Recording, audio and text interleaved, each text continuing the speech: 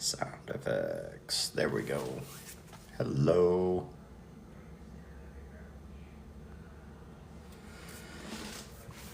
Gonna start a little bit early tonight.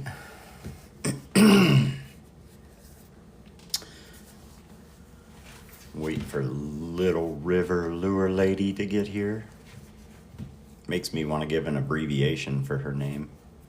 Let's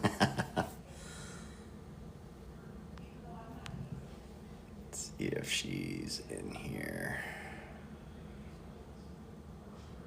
What's up, North Waters? Welcome in, John. Appreciate the likes, buddy. Just getting started a little bit early. Let little River get in here and get used to. Yeah, I told her that. I said we can start a little bit early, try and let you get used to being on camera, but people tend to show up as soon as it goes live, which I much appreciate. Everybody's looking out for the podcast, wanting to join in and get in here. Really appreciate that, guys.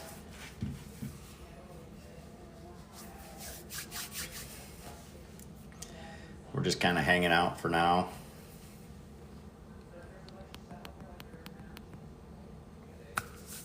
Thank you. What's up, Wit?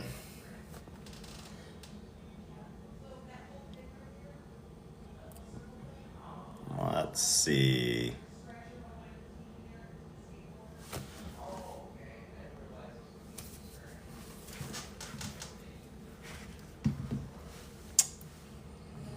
See if she's ready.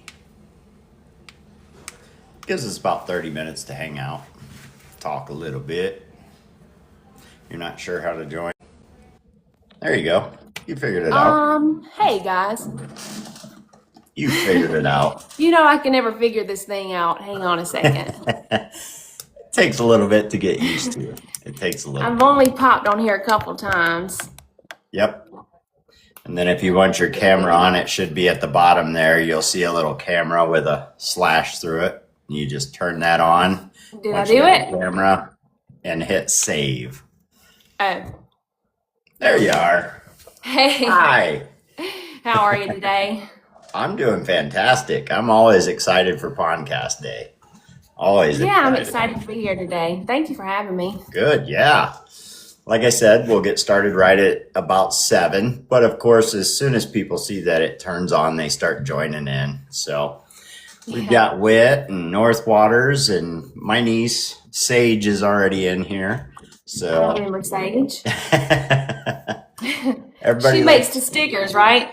Yep, she does stickers. She also does fishing towels, which I really love because she does the fishing towels, and then they come, if you buy a set of 3 with your logo on them, they come with carabiners. So it actually has the grommet built into the towel, and it comes with carabiners, and then each set comes with one magnet to like go on your belt loop or onto your boat seat, and it just sticks to the magnet.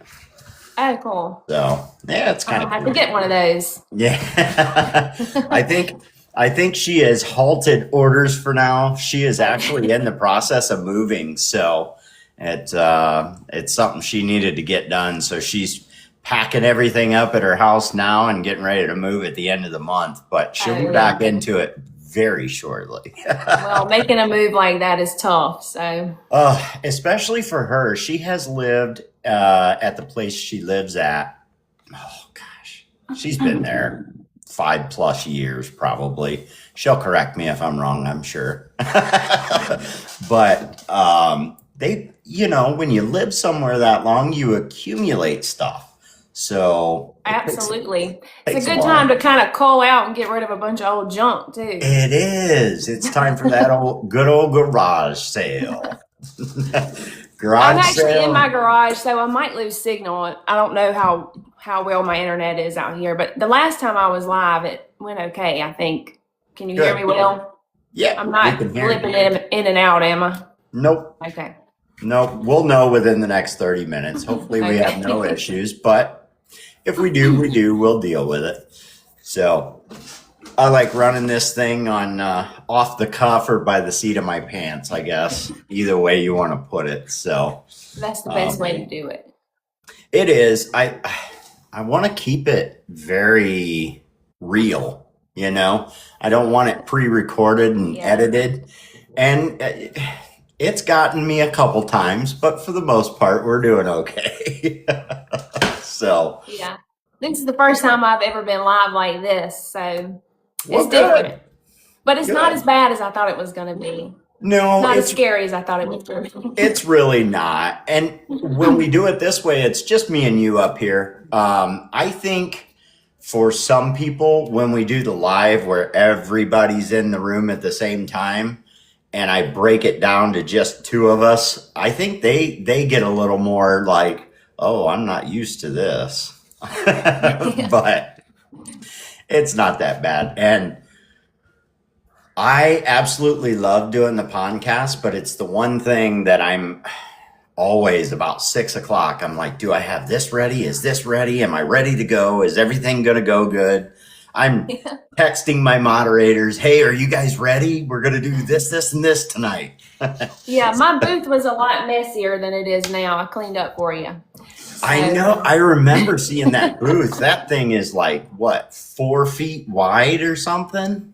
It is. It's 4 foot wide, and it's a lot. 4 foot is a lot bigger when it's actually like here in person. It came on a big pallet. Yeah. So my husband was like, "What the heck do I have to put together now?" Yeah. Because it was a lot of parts. But I'll tell you what, I have to say the funniest yet the biggest mistake I ever made. I got a new desk. My wife bought me a new desk for Christmas or my birthday. I can't remember. They're close together. And I decided I would jump on the live, turn on my camera, and just put my phone up there. And those guys gave me so much crap. What's taking so long? Don't you know how to use a wrench? Guys, I'm not on the clock. This could take me 2 days. I really don't care. Exactly.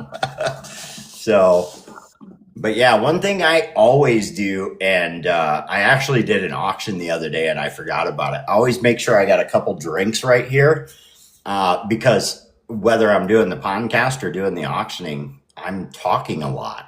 Mm-hmm. And I think it was the last podcast. It really was. It was with Swamp Rooster. And I look over to get something to drink and I'm like, oh no, I have nothing to drink. And I know my wife is down in the chat. She tunes in, but I'm like, do I ask her to get me something to drink or do I just say, I'll be right back? Yeah. So I ended up running and getting something to drink. It didn't take long. So, because right over here is my kitchen. Oh, well, that's perfect. Yeah, it makes it kind of nice. So when I first started, I was clear out in the other side of my garage. And I couldn't imagine doing something like this and forgetting like something to drink or some notes and have to go all the way back to the house. It would be a few minutes before I made it back. Welcome in, everybody. What's up, Santi? Somebody asked where I was from. I'm from South Carolina. Ah. And you think I have an accent? Yeah. I'm joking. No, I do. Definitely. People tell me I have an accent. Like people around here, they're like, you have an accent. A little bit. Where are you at again? Yeah, I'm in Ohio.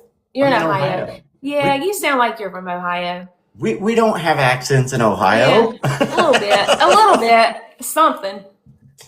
But people that are here in Ohio, so I'm not originally from Ohio. I'm originally from, it's kind of a longer story, but I was born in Illinois, raised in Indiana, and then I moved to Ohio. So I don't know where the accent comes from. I don't think anybody in my family has it but me, so. Yeah. It's not a very strong accent, but you got a little something. A little something going on. Yeah. Give me 1 second, guys. Yeah, I sure. need to take a little sip of water too. Yep. Keep it close to you. I can't drink the water out here in this garage because when I turned the faucet on, it was like rusty looking because we have a well and it hasn't ran in a while. Yeah. So I had to bring something from my house, and I think I've drank it all, but that's okay. Look at that. Yeah. I told you we could start a little bit early, but they'd start pouring in. We already got about 19 people in here. A lot of the guys that you would usually see, and girls, I'm sorry. I do that all the time, and my wife told me, she goes, you gotta mention the ladies too. That's okay. So Wit's in here, John's in here, Thump Candy, Sage, Spider Monkey, Woods, Walleye Guy. What's up, I buddy? recognize a lot of these names. Yeah, Bass Cat's in here, Swamp Rooster, Baby, Santee, North Waters, Brasher, Christopher's in here, Papa Woody, Niece Outdoors, and Holly. So, a lot of the usual suspects. So, how did your day go? Did you get some painting done? What'd you do? Haven't gotten any painting done yet. I worked this morning until about 3. Oh, Got some hair, colored some hair, and then I came home and cleaned up a little bit because this place was a disaster. And just hopped on with you. And you said you're gonna paint later this evening? I've got a little bit of painting to do, yeah. Yep. Are you ready to start? Nope. You're not ready to start yet? Okay, Nope. then I won't say anything else. We'll start right at 7, that's for sure. Okay. Yep. We jumped on earlier. I told you I would do that so you could get on here and kind of get things figured out and get comfortable with, I have something to drink and I'm ready to go. So a lot of these guys are going to ask questions down here. Guys, we're going to save all the questions for 7 o'clock. You know how we do it. We start at 7 o'clock. So I've got all the notes and things down. I'm going to do a couple things a little different. It's not going to be anything for you, but usually I do the giveaways right at the end, and I'm going to do it a little different this time. So We'll figure that out as we go. But yeah, a lot of people are going to start joining in. We're already at 9K on the likes. Appreciate it, guys. If you guys want to share it out, you can start sharing it out. The only reason I wait until exactly 7 is there are some people, we run on Eastern time. So some places it's really only 5:42 right now. So I try and wait till 7. So hopefully they'll be home and they'll be ready. And I think most people know it. And I know you do. We also have the YouTube page. So don't forget to go over there and check that out. I have a YouTube page. And it's The Pondcast 2025. It's all one word. And Little River also has a YouTube page over there. So make sure you get over there and follow her. And what is your YouTube over there? Is it still? I think it's Little River Lure Lady over there too. Okay. It used to be under Xena Salon, but I think I changed that. Okay. I used to have it for my hair salon, but I think I did change it. So. Okay. Perfect. Yeah, so I set up the post and everything, and I believe I sent it to you in the messages. So what I tell a lot of people is a lot of people want to turn those into a sticker, and Sage was going to try and do that for me. But like I said, she's in the middle of a move. So there's plenty of people out there that do stickers, so feel free if that's something you want to get printed up for yourself. Yeah, I like that little thing you came up with. The whole podcast desk. And yeah, I'd like to say that I had to really create a lot, but using chat GTP, it helps a lot. Now I change the design every time. The desk is still the same, my character is the same, but everything else I kind of change. And when I had Swamp Rooster on, of course, he changes his name to Dark Side Lures. And I'm like, it doesn't matter, buddy. You're still Swamp Rooster. Yeah. So I put a little rooster on the desk right here for him. I told him, I said, just because you changed your name doesn't mean anything. Everybody knows you as Swamp Rooster. You're stuck with it, buddy. I see Swamp Rooster still on here. Mm-hmm. He changed his business name? Yeah. He's calling himself Dark Side Lures. Okay. So he changed it a little bit, but Swamp Rooster's going to stick with him. I think he knows that. So. But yeah, we got some questions for you, and we'll get into those at 7. The only thing that's really changed for me, and it's unfortunate, is I got to get up so early for work. Everybody calls me Grandpa Corey now. Actually, they started calling me that beforehand because I'm an early to bed but early to rise guy. But 2:30 to 2:50 a.m. that comes super early, and then it's a driving job. So as soon as I get to work, I go on an hour and a half drive at 4 in. So I was going to ask if you were a truck driver. I have to be awake. I am not a truck driver. I actually, I run around. I work for a vending company. Okay. So I go around and fill up all the vending machines and stuff like that. So, before that, I was actually, I was a security tech, so we would go in and install security systems in houses and things like that. But I'll be honest with you, I kind of like the no thinking. No, I go in, I do my job, and I go home, because at my last job, it was like, you might go home, but your phone will ring at 3 o'clock in the morning. Somebody's, alarm system's going off, or smoke alarms are going off, and they're like, you need to fix this right now. There's nothing wrong. And it's like, I just woke up too. Give me a second. So, and then if you can't fix it over the phone, I would have to get in my van and go to their house and fix it at 3 o'clock in the morning. Oh, Lord. So, yeah, I'm kind of enjoying the relaxing. Other than getting up super early, it's not bad. Yeah, so that's good. What's up, 814? Bubba's in here. Bubba's making you a hard time. Oh, I guarantee it. Cry me a river. Oh, I got to look at these comments. World's smallest violin. Let's see who I got to kick out tonight. No. Moderator.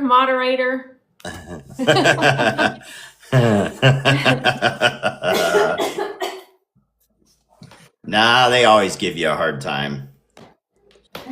You can't handle a hard time with this group. You're going to be mad really fast.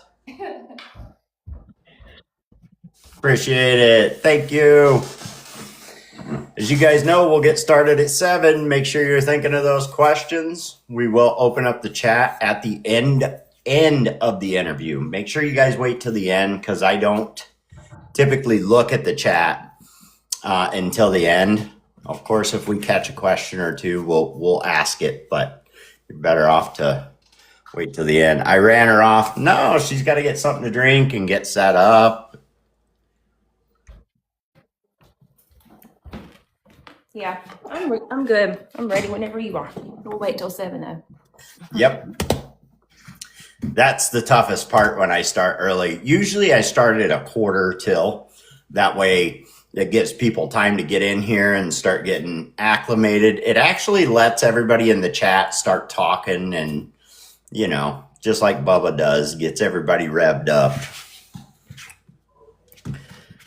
Little River, you do amazing work from 7. Thank you so much. I appreciate that. She does do amazing work. I seen one of her baits today. I was talking with my niece, and I was like, she texted me. We might have been on the phone, and she goes, she does some amazing work. I'm like, I know. And did you notice her nails match her bait a lot? And she goes, what? And she starts looking through your stuff. She goes, they do. I have a little funny story about that too. Good. We'll go over it. Save it. Yep, we'll go over it. I got a lineup of questions that I like to go through, but like I always tell people, I'll ask questions, but if the conversation's flowing, there's no reason to stop you to ask you a question. If the conversation's flowing, we just let it flow. So that sounds good. Called being coordinated. Yeah, it is called being coordinated. That's what Christopher said. It's called being coordinated. So we will have 2 giveaways tonight, guys. Little River has agreed. Thank you. She wants to do a giveaway. And then as always, Pretty Lure will do a giveaway for us. Welcome in, S&J. Let me do a quick shout out to everybody in here because I appreciate you guys coming in. We still got Wit and Northwaters and Thump Candy. John is in here. Sage is in here. Baby and Woods, Walleye Guy, Christopher, Swamp Rooster, Santee, Bass Cat, Brasher, Bubba's in here now. Stroud's Custom Glides, what's up, buddy? S&J Lures. If you guys don't know S&J Lures, well, let me tell you, you're going to get to know him. S&J will be on next week. Next week, we will have S&J in here. Sims, Tails, and Tackles in here. Papa Woody, Niece Outdoors, Holly, Red Flag, welcome in. Steve Harper, welcome in. Bass Junkie, Candy A, and Sean. Welcome in, everybody. Appreciate y'all stopping in. We got about 10 more minutes and we'll get started up. We're just letting everybody. I wanted to tell Pretty Lures, I got your box. I ordered some lures from Pretty Lures, but I've been so busy I hadn't even been able to open it yet. Really? Yes. So I can't wait to get to that little catfish, though. Yes, I still love that little have catfish. One. You do? Yeah. Have you painted one already, though, didn't you? I did. I painted one, awesome. And actually Brasher would not let it go. There was a bidding war, and Brasher won. But I still have one blank. I decided to keep it because when I got the catfish, I think it was a big, almost craze. It's a very unique blank. And I think that I've never seen it anywhere else. No, and that's their point. And I do believe it is exclusive to Pretty Lure. And when I got it, it was like, boom, boom, boom. I started seeing all of these. So I painted one and then I put that in a drawer and it's just sitting there waiting. So I may be doing that soon. Yeah, I may be doing that soon. Use it yourself? I might. I think it would do really well around here. Lake Erie is a great fishery for bass, the walleye, the catfish, even pike. And now they're starting to actually restock the lake with, why did it leave me? Sturgeon and muskie. Nice. So for those of you who don't know, let's tell you a little story about Lake Erie. And I may get the dates wrong, but somewhere in the 60s, Lake Erie was considered absolutely done. There were no fish left in Lake Erie. All of the factories along Cleveland area and all the way around Lake Erie were dumping all of their waste into Lake Erie. And it was causing such an algae bloom that it killed off all the fishery. People that were swimming in the lake were getting basically chemically burnt. So it was absolutely horrible. And if you think about geography, of course, that goes over Niagara Falls. So it was putting a lot of things in danger. And that's when the EPA stepped in and started the Clean Water Act and so on and so forth. A lot of these factories collapsed around Lake Erie because they had to put so much money into filtering this water before it could be dumped into the lake, paying the fines and helping with the cleanup. So a lot of factories collapsed. The ones that made it, of course, grew larger and were able to afford to do all this filtration and stuff. So just a little fun fact for you. So now Lake Erie is considered one of the best walleye fisheries in the U.S. And it's also considered to be one of the best smallmouth fisheries around. So our state record smallmouth just came out. I want to say last year, but it might have been 2 years ago now. It was a 10 point something smallmouth, 10-pound smallmouth, that's large. That's pretty big for a smallmouth, right? We don't really have them here, so I don't know much about them. Nah, typical. They don't really get as big as a largemouth, do they? Mm-mm. No, and they don't live as long, which is the reason they don't get as big. But when people say, I caught a football, they are definitely talking about smallmouth. That 10-pound, we'll say it was 10.5 pounds. I don't know the exact number. Somebody may know and put it in chat, but it looked like a football. That thing was this big around. It was just fat. They're so short, they're not, but they are powerhouses. If you've never caught a smallmouth, you'll think you've got a 25-pound largemouth bass on the end of that thing. Oh, wow. They are powerful. They are amazing. So anyway, enough about Lake Erie. That's where I live. I'm probably talking about it a lot because it's completely froze over and I cannot fish at all. Call me what you want. I will not get out on that ice. I just won't do it.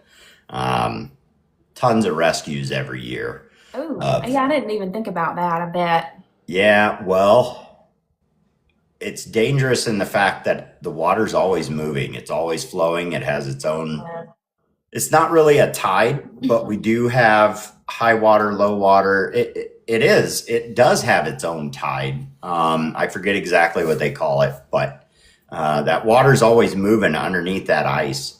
Yeah. And Lake Erie never completely freezes. So what happens is people get out on that ice and they go out a mile or whatever to get to where the fish are. Well, you can't really see the shore, or you're inside your little, clamshell, and that shelf of ice breaks off from the mainland and floats away. Oh, no. And literally you're on your own little island and you have to call for help. So they send in the rescue helicopter. And the only thing they're there to pick up is you. So wow. Everything else stays behind. So if you were on a snowmobile or something like that, you're going to pay some hefty fines. So. Well, I've thought ice fishing was on my bucket list, but I think I'm starting to reconsider. I never even thought about that.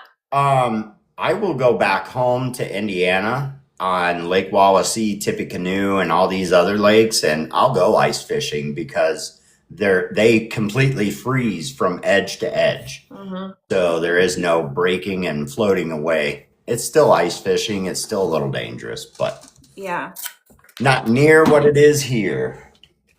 I've saw in some places you can do it out of like the bottom of a van or something.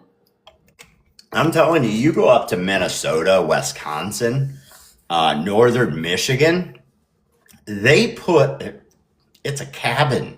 They put a cabin on the ice. I mean, these things got beds and TV and. See, that's more my style, like a glamping ice fishing trip. There you go. Call it glamping, but for ice fishing. They really do have setups. You're in there and you could be in your shorts and a t-shirt and no shoes on and sitting there pulling fish out while they're frying them on the stove behind you. So that's a little more my speed. Yep. Outdoors with Tiny. What's up, brother? All right. We got about 39 people in here. We got just a few minutes. I appreciate everybody coming in. We're just getting acclimated here a little bit and we'll get started. If you guys want to go ahead and share it out, if you haven't shared it out. If you do not follow Little River Lure Lady, go ahead and give her a follow. Thanks for the gifts, guys. Yeah. They're sending them to you and me. And oh, Laura, I just noticed that. Thank you. Yep, Lauren's in here. We're jumping up now. JM Jigs is in here. Welcome in, brother. Let's see. Tui's in here. Truck Money. Outdoors with Tiny. Tim is in here. Oh, that was funny. Outdoors with Tiny Tim. Who else we got? Mr. John, welcome in. Skeeters, Lures, Savannah, welcome in. Jose Torres, and Norman. If I miss you, I'm truly sorry. The count is jumping fast as it should be. We're about to get started. I hope you guys are excited because I'm super excited. We're going to get to know a little more about Little River Lure Lady. And if I have to say that all night, I'm definitely going to mess it up. Lure Lady's fine. Lure Lady. I know it's I can do that. This Lure Lady's good. Yeah. Appreciate the gifts, Bass Smuggler. Comments are coming in fast. River Dweller. Hey. I'm sure we're going to see a few names that we're not used to. I hope you let a lot of people know you were going to be in here. I did share it, yes. Yep. And for those who don't know, it will be on YouTube after we're all done. Give me about a day or two. I'll get it downloaded and I get it uploaded to YouTube. And you can find me over there at The Pondcast 2025, all one word. I'll post it there. And if you would like, I know you have a YouTube as well. I can share it with you. I can share this live with you personally. That way you can upload it if you would like as well. Oh, on my channel? Mm-hmm. Okay, yeah, that's fine. I'm not that great with I say YT all the time because of the platform we're on, but I don't know if you could pull it off of my page and put it on yours. If you know how to do that, of course, but I don't know how to do any of this stuff. I can figure out how to download it, I guess, but if you can figure out how to link both of us together, that would probably be better. That would be.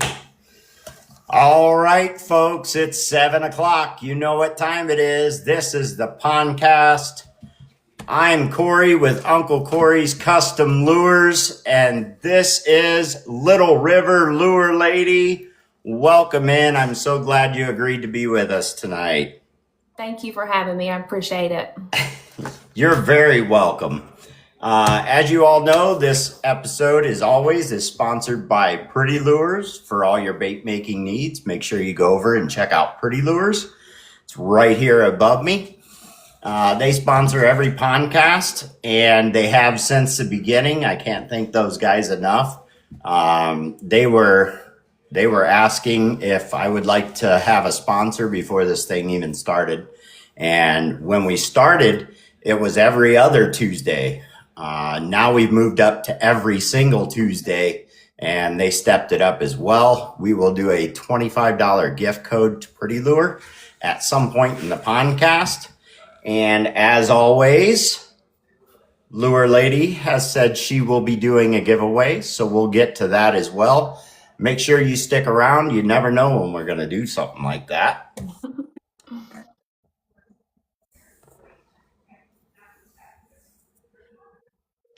So we'll start with, what state are you from?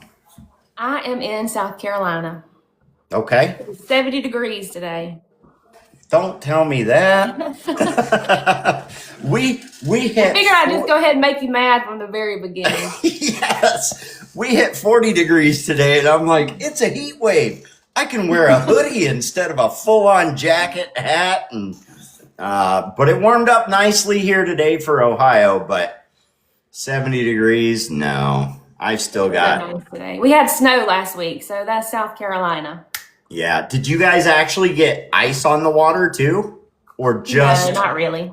Yeah. Yeah. We did get about 5 inches of snow, and it lasted for about 2 days. So. Yeah. Well, that was nice for you. That's uncommon. It is uncommon. It's been a long time since we've had that much snow. So all the kids here were going crazy. Yeah. Sledding and. A lot of them have never seen snow. So it's a big deal. Well, that's great. Did you get out and play in the snow? We were actually in Florida. So I missed most of it. We still had some at our house when I got back, but I missed the majority of it. Yeah, I missed it. For us, we think it's cold, it's wet. I would have rather been in Florida, but you would have probably rather been home to see the snow. Yeah. So I always ask people, why don't you tell us a little bit about yourself? And I can start with a couple questions like, what exactly do you do for work? Is lure making your full-time thing? That's how you make your living? or is there something else you do outside of TikTok? So I have a hair salon. I've been doing hair for 20 years, so that is my main career. Yeah, so Great.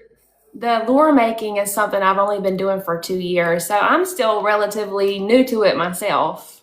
Wow, 2 years? hmm Wow. Not even 2 years yet. I've been doing this. Well, you're doing a very good job. I remember some of the first times I seen your posts and I'm like, who is this? Because my goodness. And I always say this, there's a lot of great bait makers out there and we all have our own individual style, and your style and the things you do is, it's really amazing. And I know the last bait that I seen had some shark teeth on it and stuff. Yeah. I really like that because I'm like, I haven't seen you do something like this before. Usually your style is very natural presentation. Yeah. Every now and then I get a different request, and I like that because it challenges me. Yeah. So the guy that I painted that lure for, it was a Henry Barber Vision Shad. He asked for that shark design. It's like an old aviation design. Okay. And Oh, yes, it is. yeah, I forget what plane it was on. I think it was like the Curtis P-40 Warhawk or something like that. But when he Yep. sent me that, I was really excited because then I really get to pull out some of my skills, and do something a little different. Very nice. You did a great job on it. I Thank don't know you. if anybody else seen it. And if you haven't, you need to go check out our page because it's on there and it's amazing. It was a challenge though. Took me a Well, minute. that's what you're here for, right? You like to be challenged. If we're not challenged, we get kind of bored with it. And these questions you can answer if you like, or we can skip right over them. Are you married? Do you have kids? I am married. I've been married for 13 years. Oh, wow. Congratulations. Thank you so much. My husband is not much of a fisherman. Oh, He's he's from Long not? Island, New York. Okay. He's more of a golfer. Okay. He'll fish. He likes to fish. Like we're going fishing this weekend in Marathon, Florida with my dad. So he's coming. He'll have a good time, but it's really not his thing, but he definitely supports me and he's my biggest fan. He's always liking everything I'm doing, even though like he don't really know what he's liking, but I've taught him a lot and he's learned a lot about glide baits and swim baits too these That's past 2 good. years. Yeah.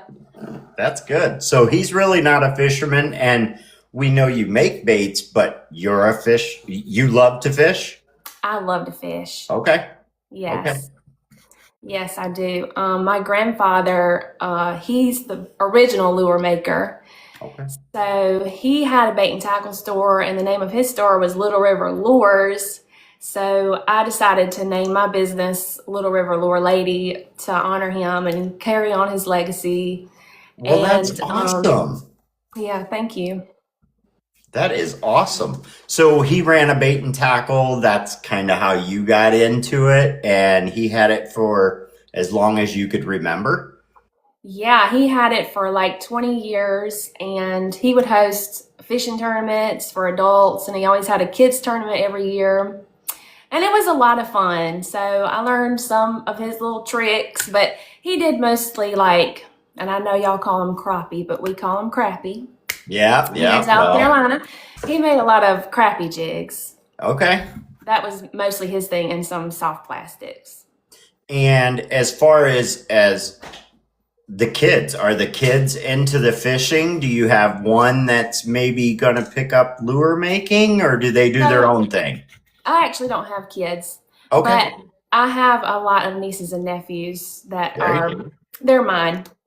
There you go. And Well, I have a that's nephew that's really interested in fishing, and he's a really good little angler too. He caught an 11-pound bass on our lake, which is huge.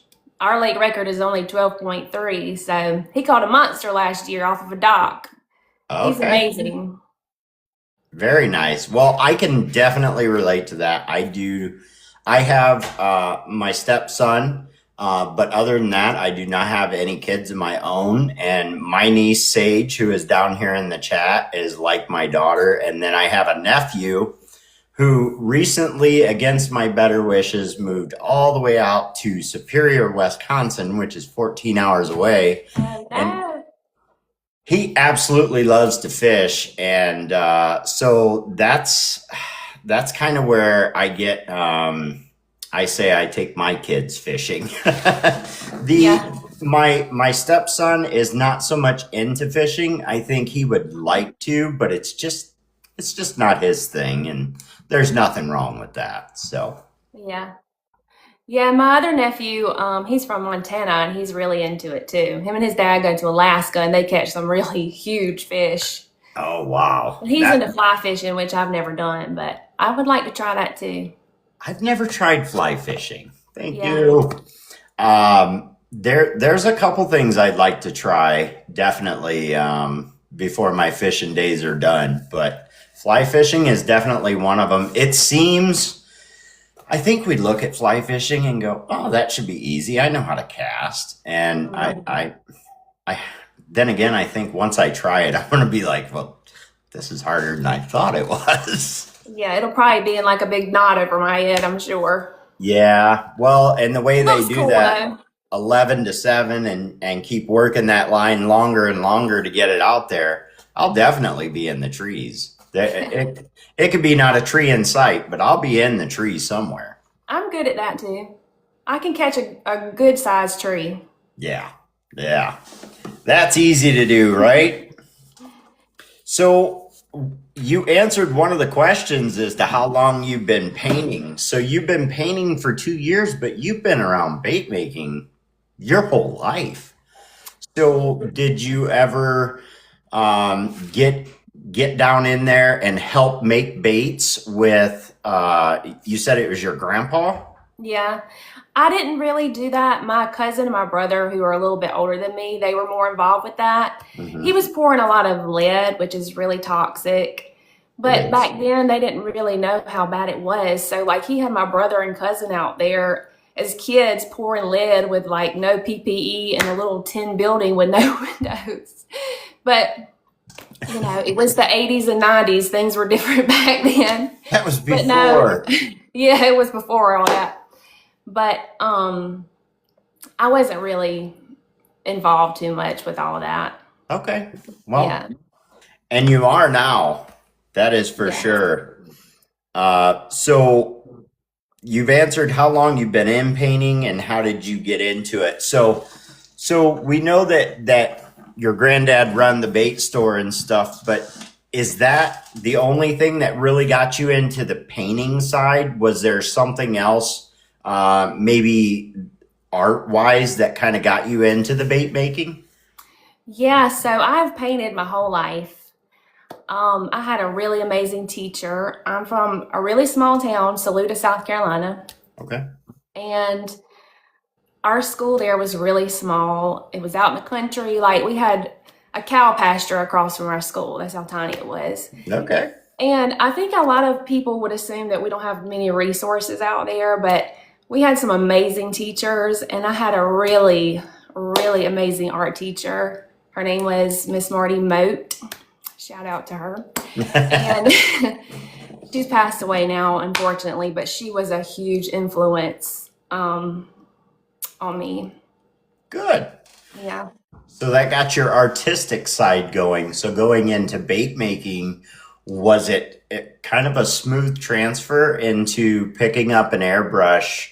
I know the airbrush itself takes a little time to get used to, but as far as color palette and stuff like that and mixing colors, that all just kind of came to you naturally from being in the art background.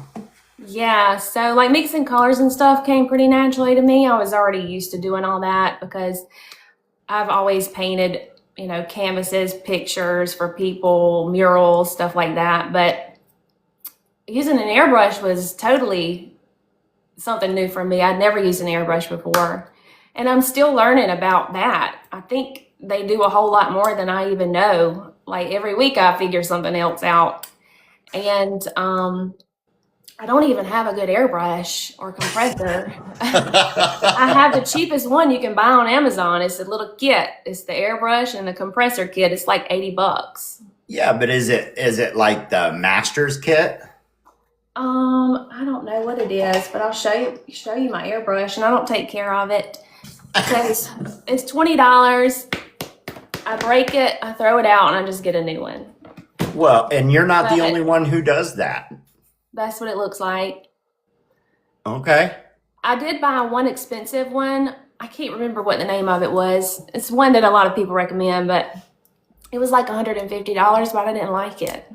Was it like an Awada A or? lot of, yes, Uh-huh. what it was. But Yeah. I just didn't like it. I like this little cheap one better, so I don't really have any plans of changing. There's a lot of people out there that say they have, like me, I have Masters, right? So I use a Masters. I Let gotta me see keep it. that one. I I think gotta keep I it. think no. Does it have a little knob on the end of it? No, I do have a different one. So I have two Masters and I have an Awada. So this one has the little knob. So this Mm-hmm. adjusts like the trigger pull, right? So we all know Yeah. when you press down, it starts the air, and when you pull back, it lets the paint come out. So when you adjust this knob, it actually adjusts the length of the needle or pushes the needle forward and back to where it depends on how much paint comes out to how far you go back. So if you're Yeah. really wanting a lot of paint quick, you would bring that needle all the way in, press in on it, and when you pull back just a little bit, it's fully open. So some of the airbrushes will have an adjuster nozzle right here on the bottom, and that is an air adjustment. So you can leave your compressor set at whatever PSI you want, and you can actually adjust the air right here on the end of the airbrush. But these Masters are what I call, and a lot of people call, my little workhorse, right? So when I'm doing basic, just flat coloring, like I'm making the whole bait, putting down my base coat, and then doing a green bottom and a black top, and then I'm going to go through and do some pattern work. I use my workhorses. I use the Masters, and they're fairly cheap. You can get a whole pack. I think 3 of them come in a pack for like, it might be $70. They're Okay, I not. might have to try those. Yeah, You and get the them on Masters Amazon? work really good, and you can get different needle sizes for them.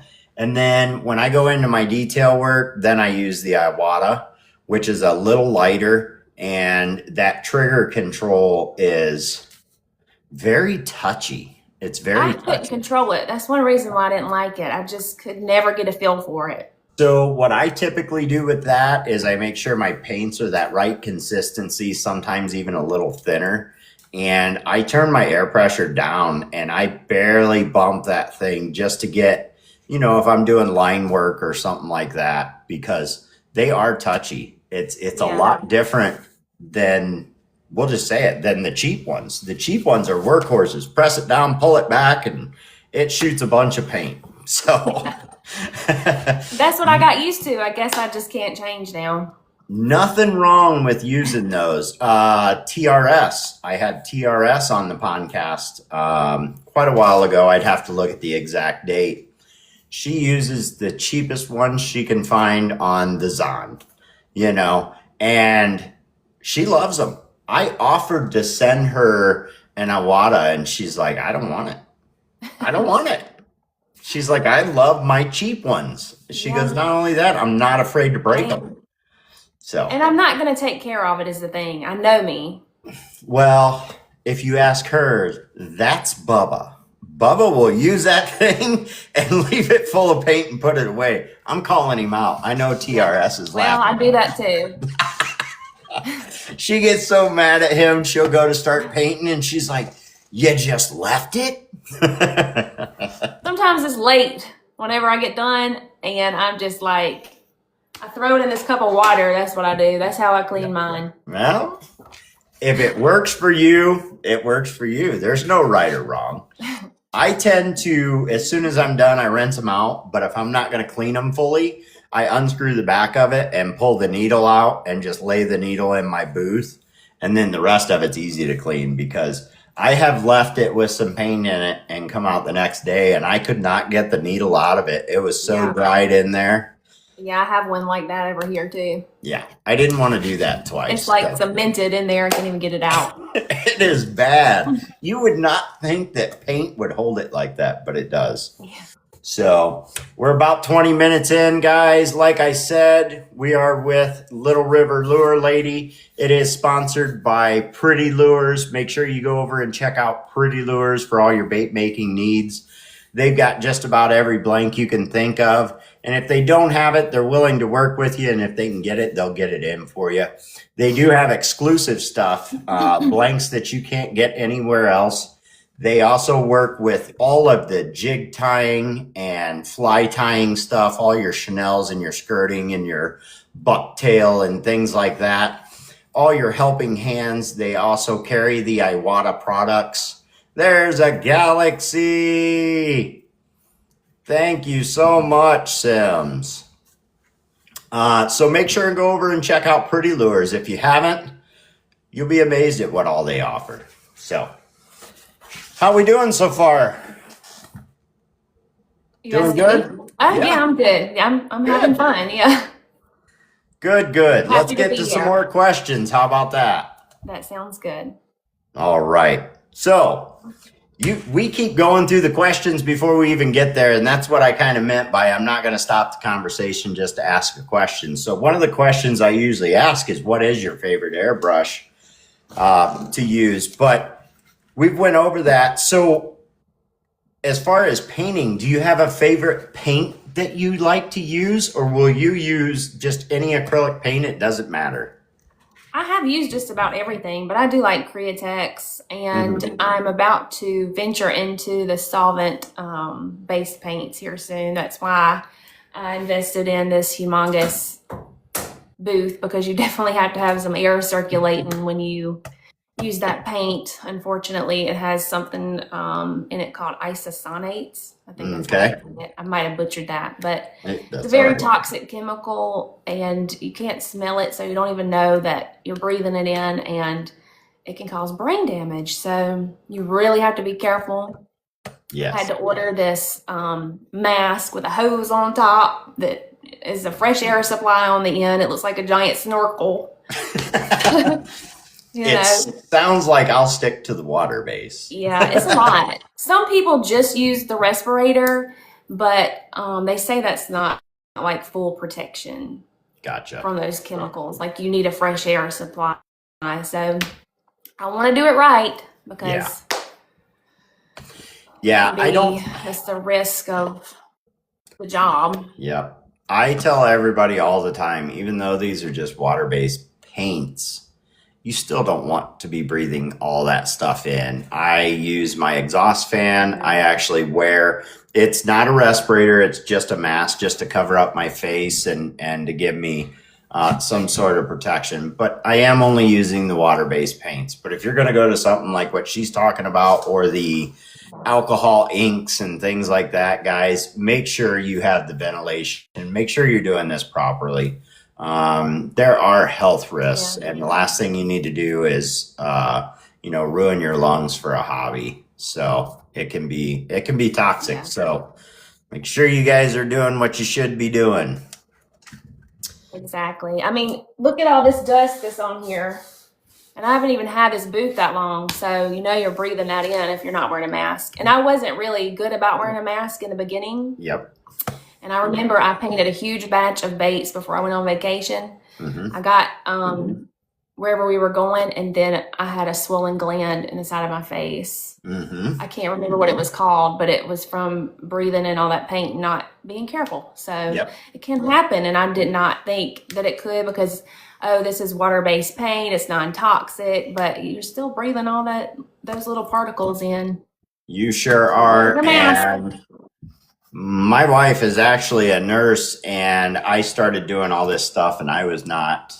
I would turn on the exhaust fan a little bit here and there, but it's loud, and I'm always on a live. And I woke up one morning, and I literally had blisters on the insides of my nostrils.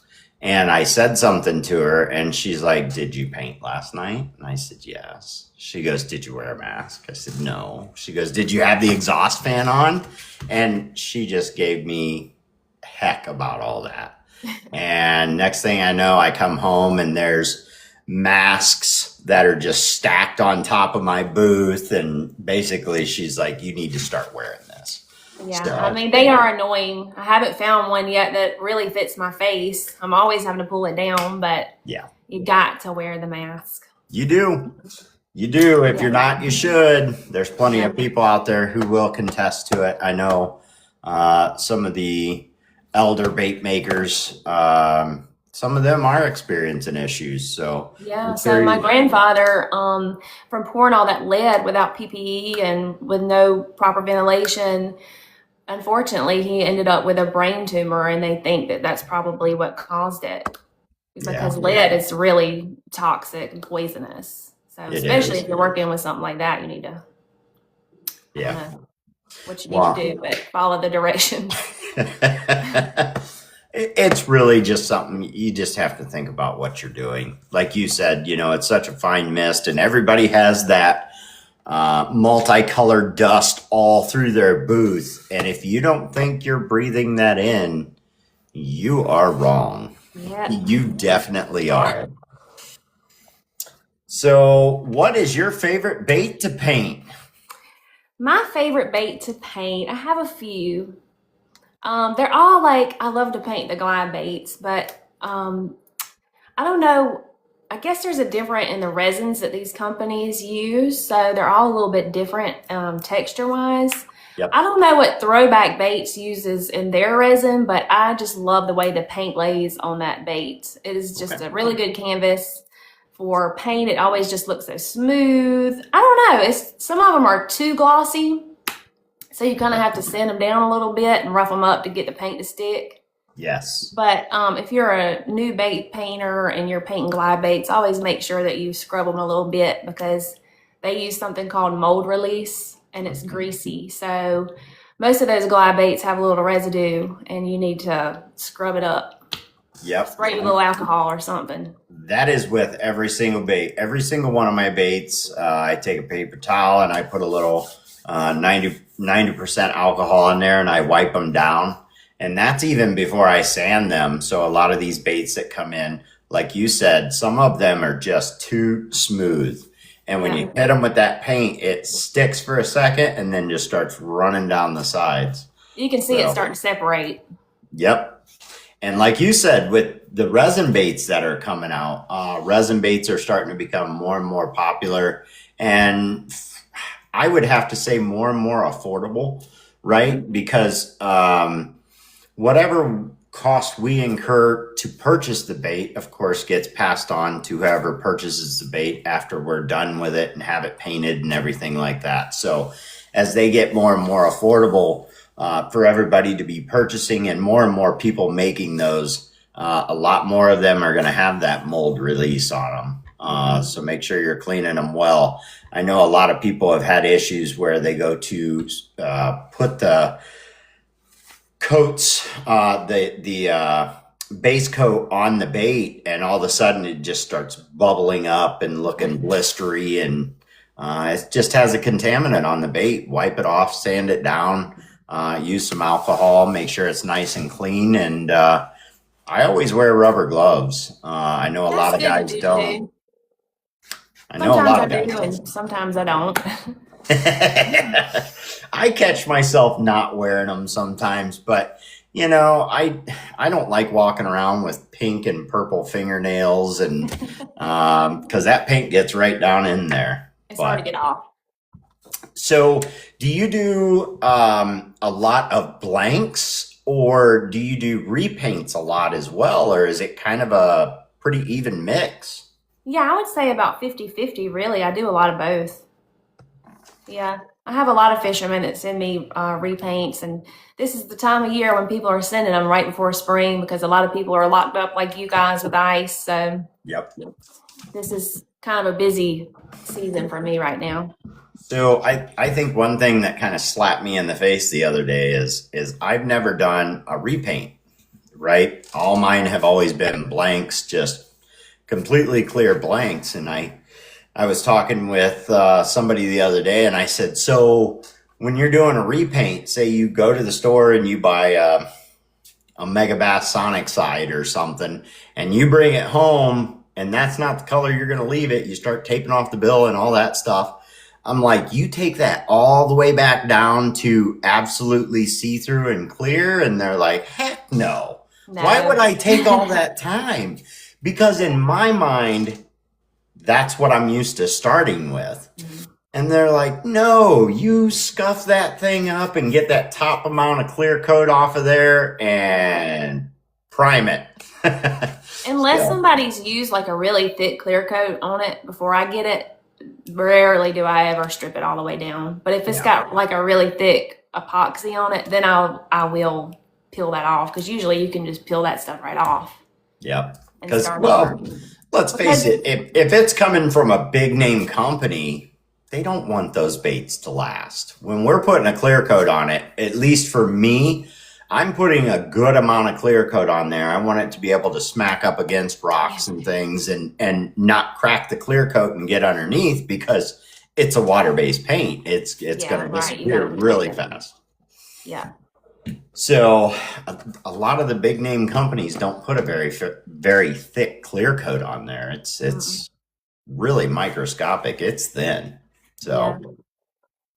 So do you yourself, do you have a website that you use, or do you do auctions? Where can people find you and find your baits? I've never done an auction before, but that might be kind of fun one day. But I do have a website. It is lurelady.com. Okay. Pretty simple. There you go. You can go over and find all of her baits over there. And do you have like a full-on store there of baits that are already done, or you can custom order?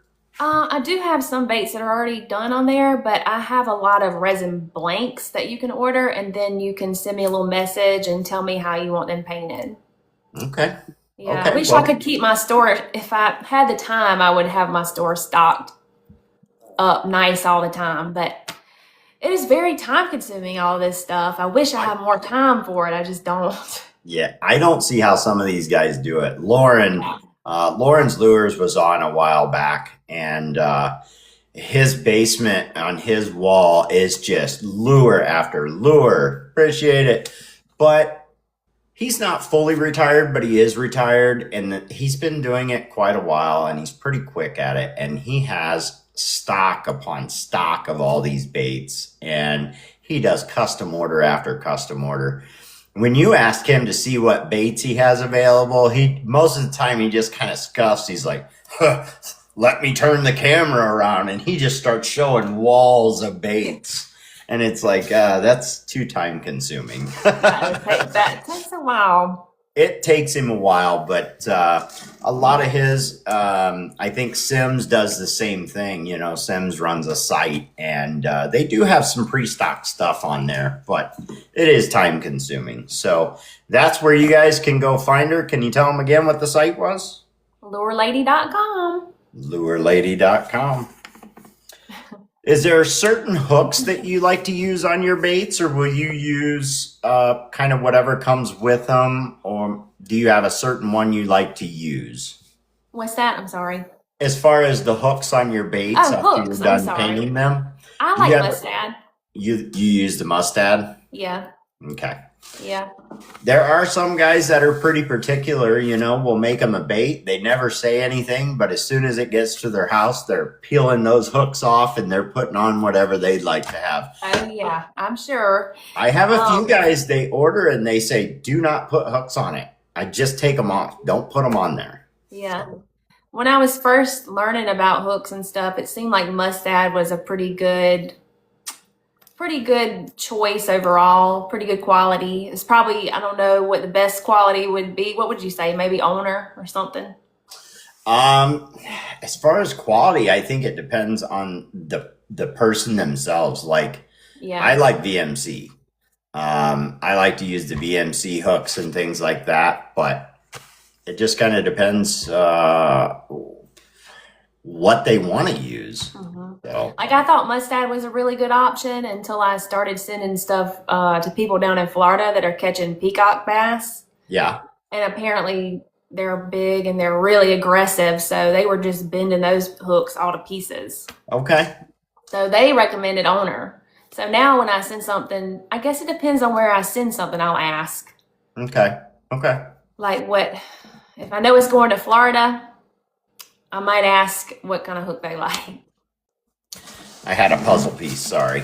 Yeah, I guess I never thought about that. Yeah, if it's going to Florida and the peacock bass, or maybe the striper down there or something. My thing around here is I would rather a hook bend than a hook break.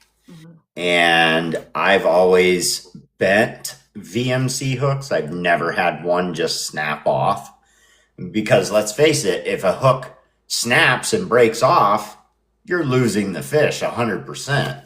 But if a hook bends, yeah, you can't continue to use that hook, but you may get that fish in still. And VMC has always done me well. I've never looked into owner, so I'll have to look into those. Yeah, I So, think they're a little bit thicker, maybe a little sturdier.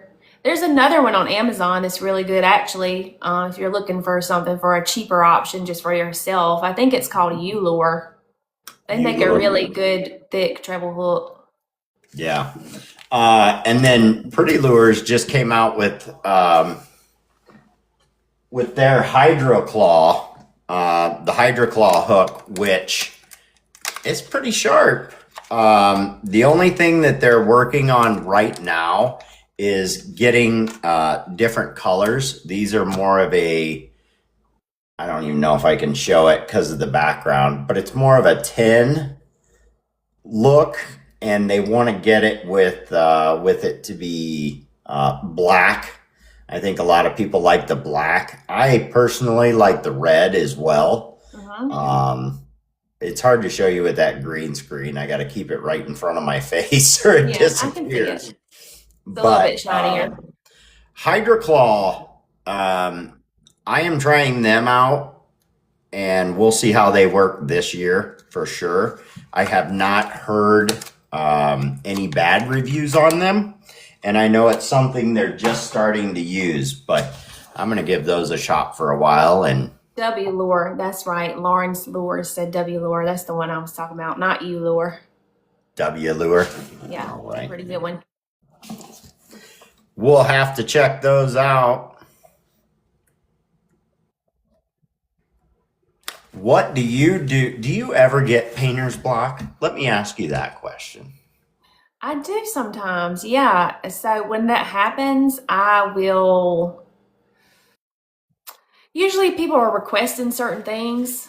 Mhm. So I think as artists, we all kind of pull things from each other and use each other as inspiration. I know I've got messages from other people saying that they'll look through my page to get ideas, and I do the same thing with everybody else. Yeah. I try to never copy anybody's work, Yep. completely. We But There's only I so draw many paint inspiration schemes you can from do. everybody. Yeah. There's only so many paint schemes you can do. Of course, nobody likes it when you go to their page. And we joke about it all the time. Somebody will hold up a bait and be like, look what I painted. And we're like, ooh, screenshot. Um, nobody I likes also just go online and look at pictures of real fish, Yes, like that works. really zoom in on them and look at them for, every little detail, every little spot, Every little scale. every little thing. It is amazing some of the colors that you can find in a fish. I don't care if it's a crappie. I'm sorry, crappie. Get it right. They're different. Like you'll go in and look at the scale pattern of this crappie and then look at the scale pattern of this crappie, and they're both black crappie, but they're different. They have They are. different, hues of that silver or a little bit of green, or when you really start zooming in and taking your time, especially when you're working with something like painter's block, like what am I going to do here? You know what colors they are, but you've used all these colors so many times, and you're like, I just want to do something a little different, and that can really throw you off your game a little bit and Yeah. hinder I you. really So, love color shift paint too because most fish are very iridescent. Yes. And in different lights, they take on different colors. So I like the color shift. I love the Vallejo color shift paint. I use that a lot. Yeah. Well, I was speaking with Swamp Rooster the other day. I don't think it was on the podcast. We were all talking about shad, colors of shad, shad. It can be one of the most difficult colors because they have so many colors in them. Mm-hmm. And he said, you know what? I think the perfect shad color. He goes, let's break it down and think about a shad. A shad is basically absolutely clear. They're see-through. So the black that you're seeing is actually their insides, their lungs, and their guts. That's the black you're seeing when you look down from the top. And then other than that, he's like, you could basically take a foiled bait, paint black on the top, and that's about as close as you can get to a shad color. There was somebody one night that said, we were doing a paint off and they're like, do a shad color. And it's like, oh my God. Sometimes they're the hardest, I think, you know? They're tough. They're tough. And I think a lot of people use color shift a lot. So one of the things I've been doing lately is I'm still new to painting a year in. So I've been learning how to stack the paints on top of each other and let those other colors still shine through when you have the finished product, almost like doing a color shift without color shift. The more layers you put on, I think the more natural it starts to look. Yes. I totally agree with that. And you don't realize it till you actually start trying to do that, we'll say, method of painting. You start to throw down those darker colors and then getting lighter and lighter as you work your way out of the bait, let's say. And it really gives you some amazing color depth down in there when you put the clear coat on it and go from there. So it's still something I'm working on myself, and I think I just got lucky the past couple times, but we'll see. Now, sometimes I think I've made a mistake, and I'll just say, you know what, I'm just going to keep going and keep layering, and eventually it kind of works itself out, and it actually looks better. So let me ask you that. So we talk about this all the time. How many blanks have you ever just taken and thrown in the trash? Like I screwed that thing up, it's gone. I have like a whole duffel bag full of stuff that I've just given up on. Do you? But I save it because I'm like, maybe I'll need to practice on it or something, you know? Yeah. Okay, but so I have a lot. So you do have the box of baits that never were. Yes, I do. Not the expensive resin ones, but a lot of the ABS. Yeah. A lot of the plastic. Yeah. So a lot of guys, like myself, I just don't stop. If I don't like it, I'll just keep adding different layers of paint until I start to like it. Yeah.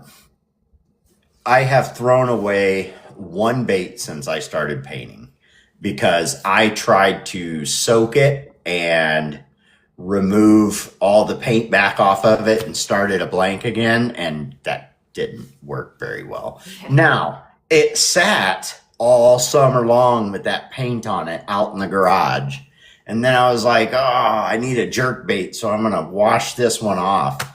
It did not want to wash off, so... I ended up become like cement after a while. It may be a water-based paint, but I'm telling you right now, alcohol, diluted alcohol, and sometimes even straight alcohol was not getting that off of there. And people are like, oh, you could have sanded it down. And I'm like, or I could not waste my time and just throw it in the trash. Right. So that's what I do. Paint it white and start over. Well, and that's good for people to hear that, you know, we're human. We mess up, and just because what we're showing you on the camera is always, in retrospect, a perfect bait. We have a lot of mistake baits that you don't get to see that are, you know, lining the top of our paint booth or thrown off to the side. I have to start over on things all the time. And that's okay. It's actually a good a good thing to learn how to do to start a bait over. Because just because you've started a bait doesn't mean you can't throw it and make it completely black again and start over with your paint palette. Or go white, or if it is a fresh paint, of course you can take water to it and you can just start wiping that thing off. You can take a 1,000 grit sandpaper and you can just kind of sand it right back off. Which is also something that I recently learned and am loving to do is spraying the paint on and then wiping it back off to give you different shadowing effects and things like that. Yeah, sometimes you think you've made a mistake, but you've actually created a new technique. So Yes. you learn a lot from making those little mistakes sometimes. Every day you learn something, whether you're learning it from someone on here or you make those Bob Ross happy That's what I was mistakes. about to say, the happy little mistakes or whatever. We say that all the time. We're like, these aren't, oh my gosh, it just left my head. He calls them happy mistakes, but it didn't ruin the project. All right. Here's a tough question for you. And maybe we don't know this person. If you have been in the bait community a while, then you absolutely have someone you adore as a painter. So who would you say would be your favorite painter, or do you even have one? Well, I have a few, and I almost hate to name them because I always feel like I'm going to leave people out because there's a lot of awesome painters There out are. there. But I will tell you, like when I first started painting lures and learning, I don't really like to ask people for help, but I didn't know what I was doing and I needed help. So I did pick out one particular painter that I really admired, and that was Colorado Custom Lures. Are you familiar with her? I am not. Well, you need to go look at her page. She's amazing. So I reached out to her, and I didn't even know it was another woman that I was reaching out to. I just saw her work and I thought, oh my God, like this is beautiful.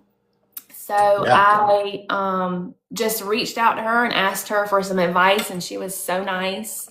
And she really helped me a lot in the beginning. That's good. That's great. And I found like everybody in this community is so helpful and nice. And if you're a new lure painter, don't be afraid to reach out and ask for help because we all have to start somewhere. Yeah. And I reached out to other people too. Some of them never answered me, and that's okay too. People are busy, but everybody is so nice and helpful. And The sunglasses. Appreciate that. That was Yeah. from Miss Chipper. There are a few more. There's another guy in South Carolina. He is Dark Corner Custom Crankbaits. Look at that. He's helped me a lot. And he's about 2 hours from me. So I drove up to meet him one day, and he's been teaching me how to paint bass replica. Oh. So that's another thing I'm really interested in. And I've had one order. It turned out really pretty, I think. The guy was really happy with it. But I drove back up to see him because I was nervous because it was my first one. I'm like, can you just stand over my shoulder and watch me make sure I'm doing all this right? But now I'm more confident, and I hope I get more bass replica orders. I love doing that too. But they're very expensive. And I think when people find out how expensive they are, it kind of makes you wonder if you really need it. Yeah. Does that make sense? That's great that you found these few people that will help you like that. And, I say few people, but you hit it right on the head that everybody on here will help you. And like she said, if you message somebody and they don't get back with you, it's not because they think you asked a stupid question or you're not worth their time. A lot of these people are very busy. She's very busy. Lauren's Custom Lures is very busy. Bubba's Custom Lures is very busy. Some of these guys are what I would consider some of my good friends, and I have their personal phone number and I will text them and they don't get back with me right away. So if someone doesn't get back with you right away, don't be afraid to message somebody else. And maybe they will get back with you when they have time. Everybody on here is willing to help everybody else. Yeah. It's one of the only industries where you almost help the competition, I guess you could say. There's I no thought real that was very competition. refreshing too. What's that? I thought that was very refreshing in this industry is that Yeah. everybody is like, it's more of a community. It's not like competition. I've never felt Yes. that with anybody. No, and here's the thing. There's way more fishermen than there are bait makers. Yeah. There is plenty out there for everybody. There's no reason to not help somebody or view somebody as your stiff competition. It's just not possible. There's so many And people. everybody's styles are so different. Like, Yeah. there is no competition really because you're going to attract a totally different clientele than me when it Yep. comes to art. Yeah. So, yeah. You're exactly right. So I'll be checking out Colorado Custom Lures. That's for sure. He's amazing. I will definitely check that out. So we asked you a tough question. So when you go fishing, is it usually from the boat or from the bank? I like to do both. I just got like some kind of little boat for Christmas. It's called a sun dolphin. You ever seen a sun dolphin? Yes. Yeah, it's like a little pontoon slash kayak. Yep. So I'm excited to use that Awesome. this summer.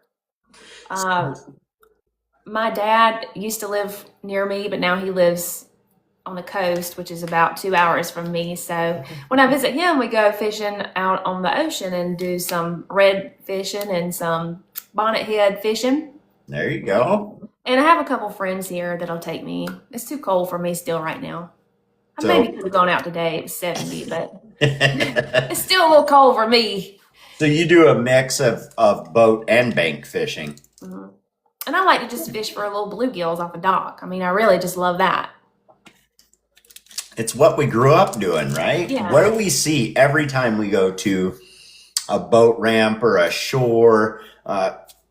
No matter what, you always see that little kid with the bobber and the little red worms or pieces of night crawler, and dad's watching them from the chair while nowadays he's playing on his phone. He used to be reading a magazine, but now he's playing on his phone. But we all started off that way, and it's those little fish right there that really got us into the sport of fishing. And no better way to spend the day, in my opinion. I know there's lots of other things you can do as far as a hobby, but I couldn't see doing anything else. I love fishing, even if it's just being out there talking, casting a line. Sometimes nobody at all is with me. I'm out there on my boat by myself, and I just kind of sit back and I'm not at work.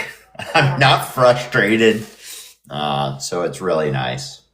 Yeah, I agree. Sometimes it's just nice to be out in nature and away from all the hustle and bustle and Yep. not really have to think about anything.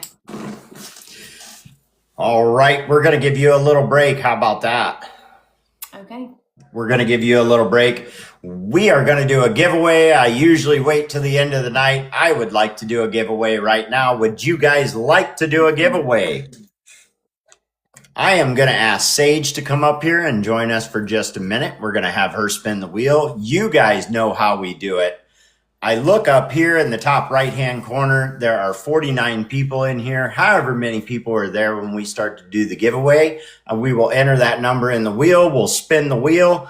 Whoever's name is beside that number, that is how we'll do it. So this time we're going to do Pretty Lures giveaway. That will be the $25 gift code. If you guys are ready, let me bring her up. There she is. Hello, Sage. Hello. Hi. She's like, hello, just let me spin the wheel and get out of here. So we are going to do the Pretty Lure giveaway. Let me get a pen, get ready to write it down. Looks like we have 49 people in here. She's going to type in the 49 and give that thing a spin, and we'll see who is the lucky winner tonight. Yell that number out. 34. Number 34, going down as quick as I can. Bass Cat. You are the winner of the Pretty Lure giveaway. We'll get your name written down here.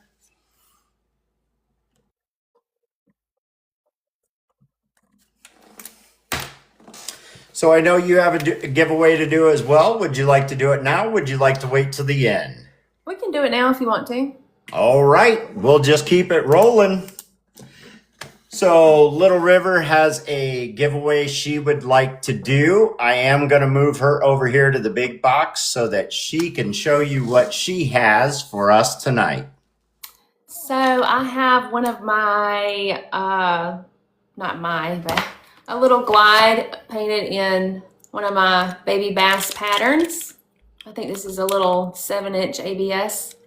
And Very then cool. I wrote and illustrated a children's coloring and activity book. So I'm going to throw that into the giveaway too. Very nice. Wow, that's amazing. How to Catch a Crappie. And I actually watched the video of you reading a little bit of that book and showing it off, and just how cool. I mean, any kid would love to have that. So that is amazing. And you actually published it. We can actually go and purchase this book. Yeah, it's on Amazon. If you search how to catch a crappie, it's the only thing that pops up. Do we got to say it like that too? Crappy? Gotta say it like that Okay. because that's how it's spelled. I will write this name down. We are going to do the giveaway from Little River, and we can give it a spin. We got 53 people in here. Let's go.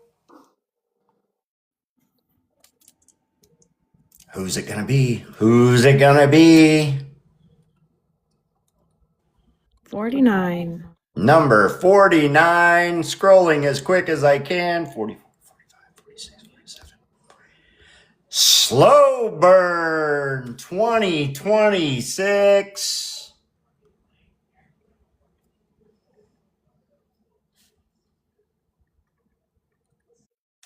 You are the winner of the giveaway from Little River Lure Lady. Slow Burn 2026. Can we get a congratulations down in the chat to the winners of tonight's giveaway? Thank you guys so much. I appreciate you as always, Sage. Thank you. You're welcome. And now we kick her out. So whoever that was that won, I don't really know who that was, I don't think. But I guess you can just send me your address. Yep, we'll get Slow Burn. He's been coming in the community quite a bit, so he's definitely been in a few of the auctions and quite a few of the podcasts. Make sure you send Little River Lure Lady a message. If you're not following her, make sure you send her a follow. Everybody in this chat should be following Little River Lure Lady.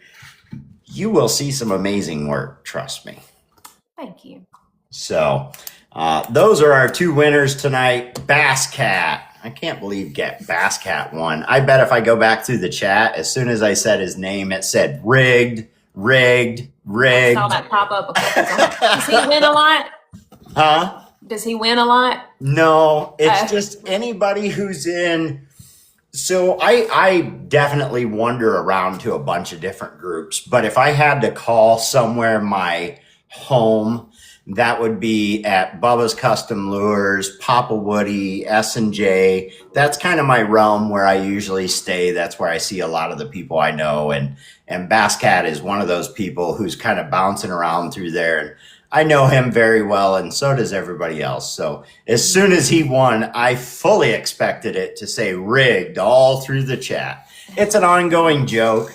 I think I've been in a couple lives with him too. Yeah, it's an ongoing joke. Just everybody says it's rigged when somebody we know very well wins something. So he has won quite a few giveaways. You know, some people are just lucky like that. I'm not one of them. Me either. I think it was, I bet, the better part of 5 months before I won any giveaways in here. And I think I've only won maybe 2 of them. And I know, like Holly Wahlberg, I have seen her win many, many giveaways. And she's going to say no down in the chat, but I have seen her win giveaways over here. I've seen her win giveaways over in the auctions, in other auctions. And it's like, how do you people get so lucky? You just win. You should play the lottery. That's what should happen. Yeah. And when you win, you should give me a piece of it. Because I'm never going to win it. So those are the giveaways. I appreciate each and every one of you for joining in tonight. You guys come over here and you show your support every week. It doesn't matter if it's good, bad, or ugly as far as the podcast goes. It usually goes really well, but we have had a couple incidences. And we know who they are. Moving on from that, we'll get right back to a couple questions. We only have a few left for you.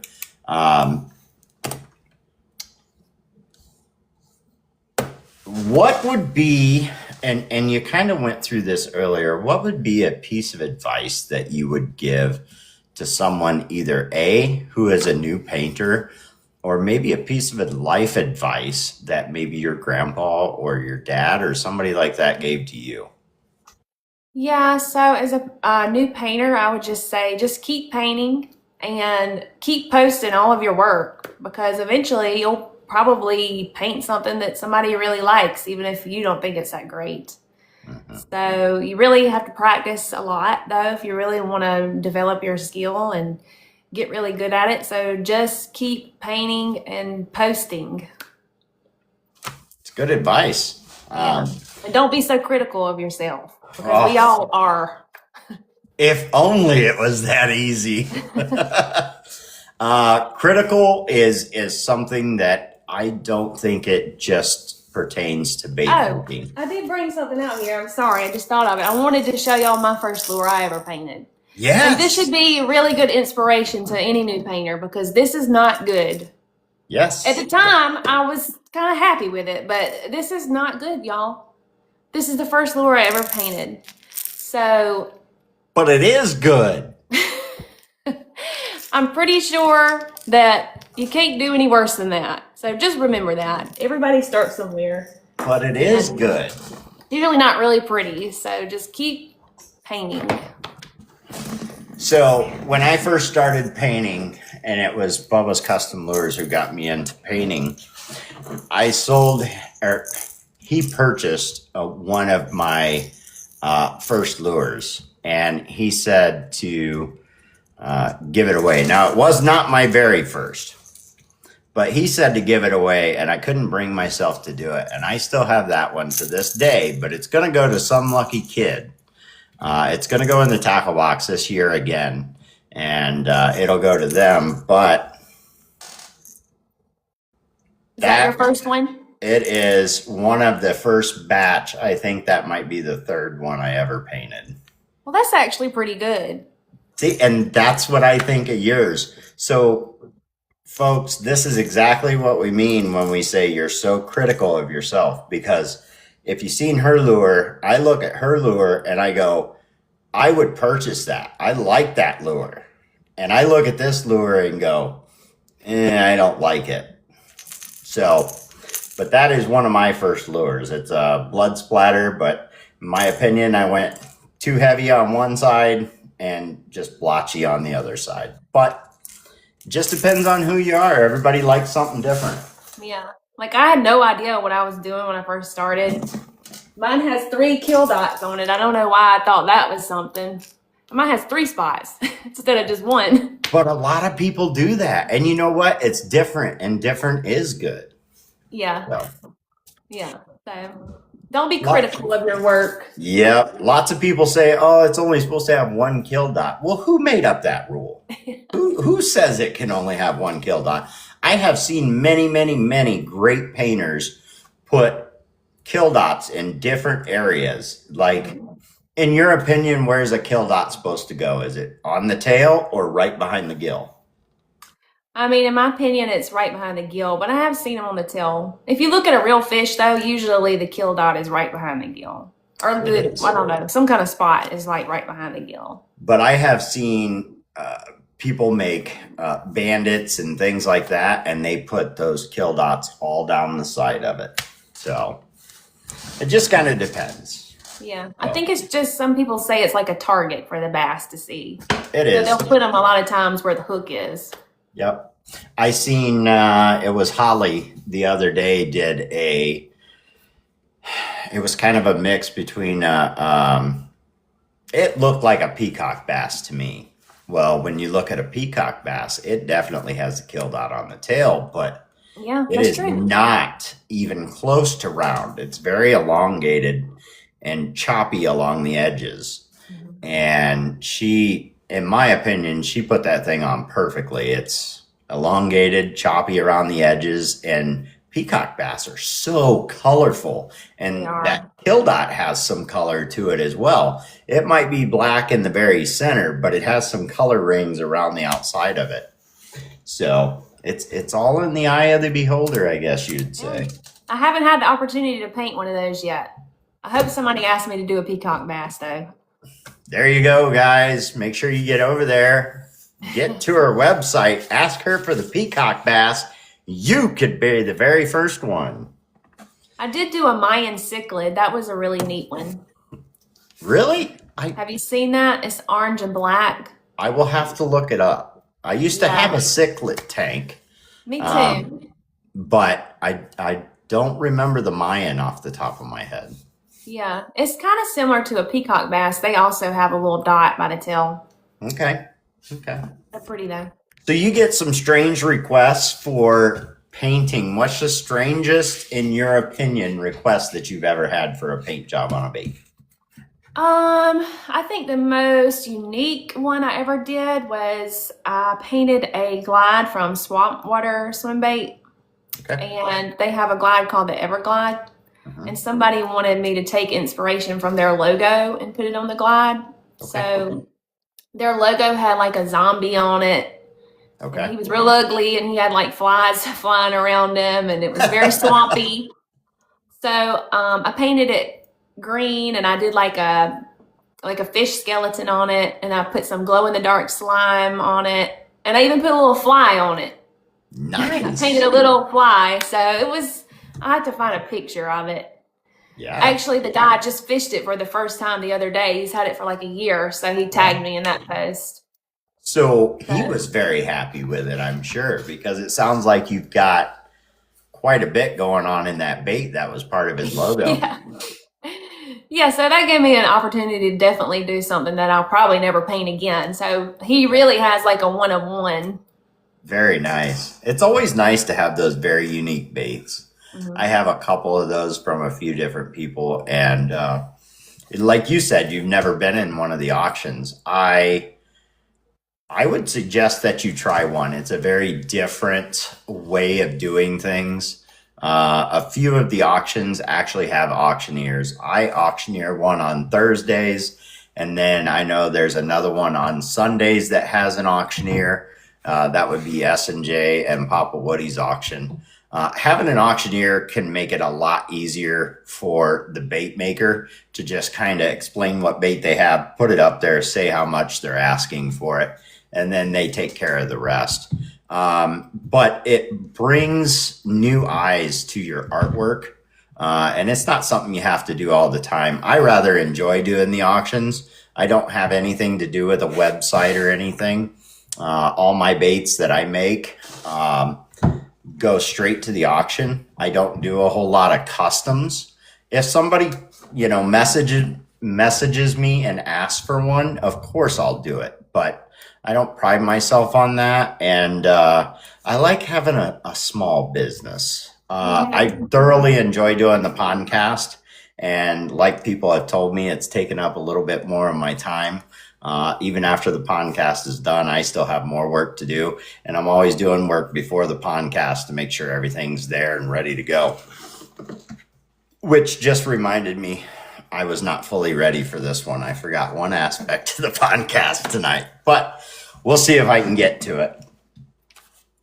So this is the part of the show that absolutely everybody loves. This is the part where we open up the chat. We're going to let the chat ask you some questions. We're going to try and keep up with those questions. Anybody putting questions in the chat, if I miss you or skip over your question, make sure and put it in there again. I will do the best I can to keep up with everybody. What do you think? Are you ready? Do you have some questions for her?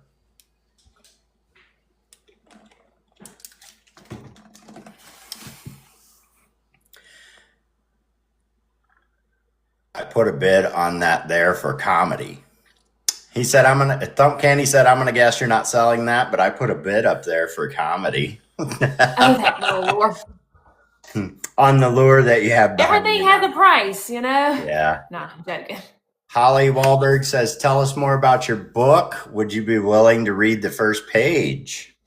Yeah, sure, I could do that. So the title is How to Catch a Crappie because that is my favorite fish to catch. I love to jig for crappie. So the first page, the ladies might like this page because she's got a little pocketbook on her arm, and it's a Fraggiano made in Italy. Oh, that's great. So it says in this book, maybe I'll do it this way. In this book, I'm going to teach you how to catch a crappie. First of all, a juicy earthworm, minnow, or cricket is enough to make a Big Mama happy. And there's Big Mama with her babies and her Fraggiano purse. And then it's got a little fact at the bottom. It says a female crappie can produce over 200,000 eggs, which is a lot. I really didn't know that. Did you? I did not. I didn't either. So it's But informative. it's silly. It's a silly little coloring book, you know, for kids. But I put I like this page. I'm gonna read it real quick. You go right ahead.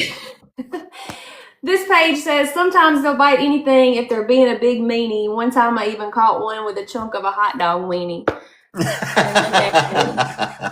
And that's true. I did. Oh, that is great. And then I got, let's see, I got a little recipe back here, a little hush puppy recipe. And it says, if the fish ain't big enough for the grease, you got to catch and release. And Very nice. Then it's got my little recipe down there at the bottom. And it's a good recipe too.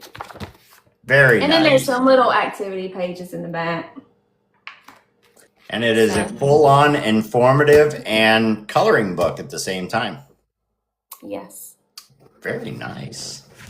Thank you. You should be proud of that. It looks like I would definitely give it a read. Why not? Let's see. What kind of booth do you actually have? What kind of paint booth? Was it is it custom? Is it store-bought? This one is from Pash. I got it at, I think it's just pash.com, Paasche, I think is how you spell it. But I actually had to call and order this specific booth. It is the one with the explosion-proof fan. I don't know what the difference is, but this guy has been teaching me how to paint with solvent-based paints, and this is what he uses, and this is what he recommended. So he's been doing it for years, so I took his recommendation. And there are ways that you can build your own, but I don't know how to do all that. Well, not only that, you take up enough time between, your regular job and then doing baits as well. I think a lot of people end up doing that. Like, mine's a pre-made booth. It's just one of the small, everyday booths that you can get on the Zon or anywhere else. But there are a few guys who took the time to make their own booth. I believe Lawrence Lures made his own booth with the help of his brother and stuff like that. So I don't blame you for just getting one that was pre-made. It probably took enough time to put together after it arrived to the house anyway. Yeah, it did. You can definitely save money by making your own, but It skipped beyond me. right to the bottom. So I see a lot of people asking the clear coat question. We are going to skip that question tonight. That's something she would like to keep to herself, and we're going to go ahead answer it, kind of. Okay. Somebody said I know you use UV. I did use UV. I used to use UV a lot, and I still use it for a lot of my smaller crankbaits. Mhm. But I didn't think that it was holding up so well on some of the glides when I first started painting them. So I used that for a while, and then I switched to DevCon, and then now I have this guy. He owns UFO Bait Co. This is one of his lures. He sent me this one to practice on. He's been teaching me his method, and that's not mine to share. And I'm sorry he asked me not to share it because Sure. that's his thing that he Yeah. uses for his business. So I'm sorry, guys. That's one thing that I don't feel right about sharing. But You're perfectly fine. yeah, There is sorry nothing about wrong that. with that at all. So there's your answer on the clear coat. And if you'd like to know more, maybe you could get with him himself and figure out something there. Let's see, what other questions do we got? I'm trying to get through here, guys. Need that fan for Sullivan's? Yeah, you do. Yeah. It's on sale's about to go up. How do you get your stuff to come out so flawless? I would drive myself insane. That's how I drive myself insane over every little speck of dirt, over every little thing. I'm so meticulous. And Yeah. I can see the end picture in my mind, and I have to have it perfect or I'm not satisfied. Yeah. Well, let me ask you this question along with that. So, when it comes to your end result, clear coat's on, the bait's ready to go out. Do you think that has more to do with your prep work before paint and whatever prep work you may do after paint? Or do you think that has to do with the clear coat itself is the reason it comes out so flawless? The clear coat I use is really shiny, so I think that just makes it look prettier, like a piece of art, kind of. Mhm. But prep is definitely important. Yep. Yeah. I think If that you goes have to both a of bait them. with a lot of pinholes and stuff, it's not gonna look as finished as if you took Yeah. the time to actually make it right. Yeah. I agree. I think prep work is everything. You know, Yeah. if you're taking care of the bait from beginning to end, your end result is just going to be better. That's all Yeah. there is to it. If you rush through everything, You just cannot rush through any of it. if you rush through it, it's going to look like you rushed through it. Yeah. That's just the nature of it. You said we can get on Amazon. I think he's talking about the book. Yes. Yeah. If you just search how to catch a crappie, it's the first one that pops up. I think it's the only thing that pops up.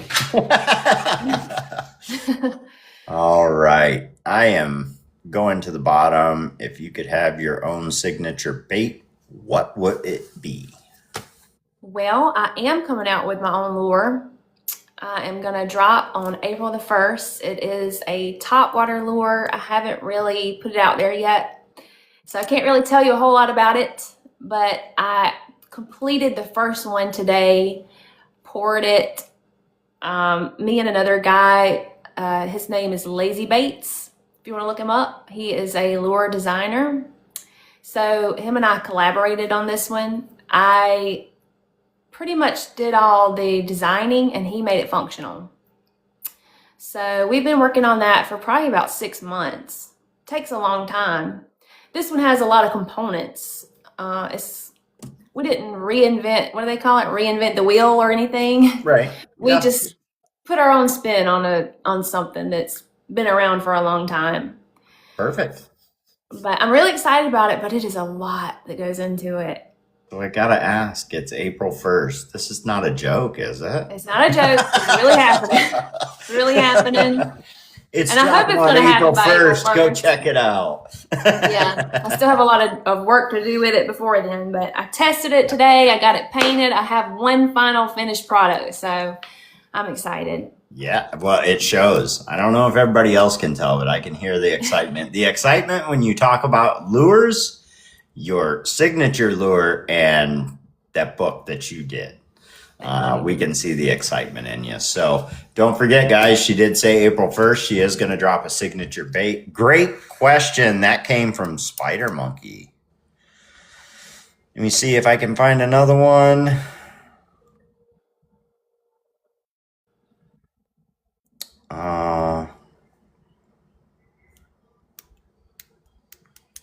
Yeah, I've been dropping little hints on Instagram. Dahlia Rios Hill says, I just bought it for my boy. Oh, thank you so much. Perfect. Christopher says, I'll be watching for that bait. I love top water. I love the top water blow up.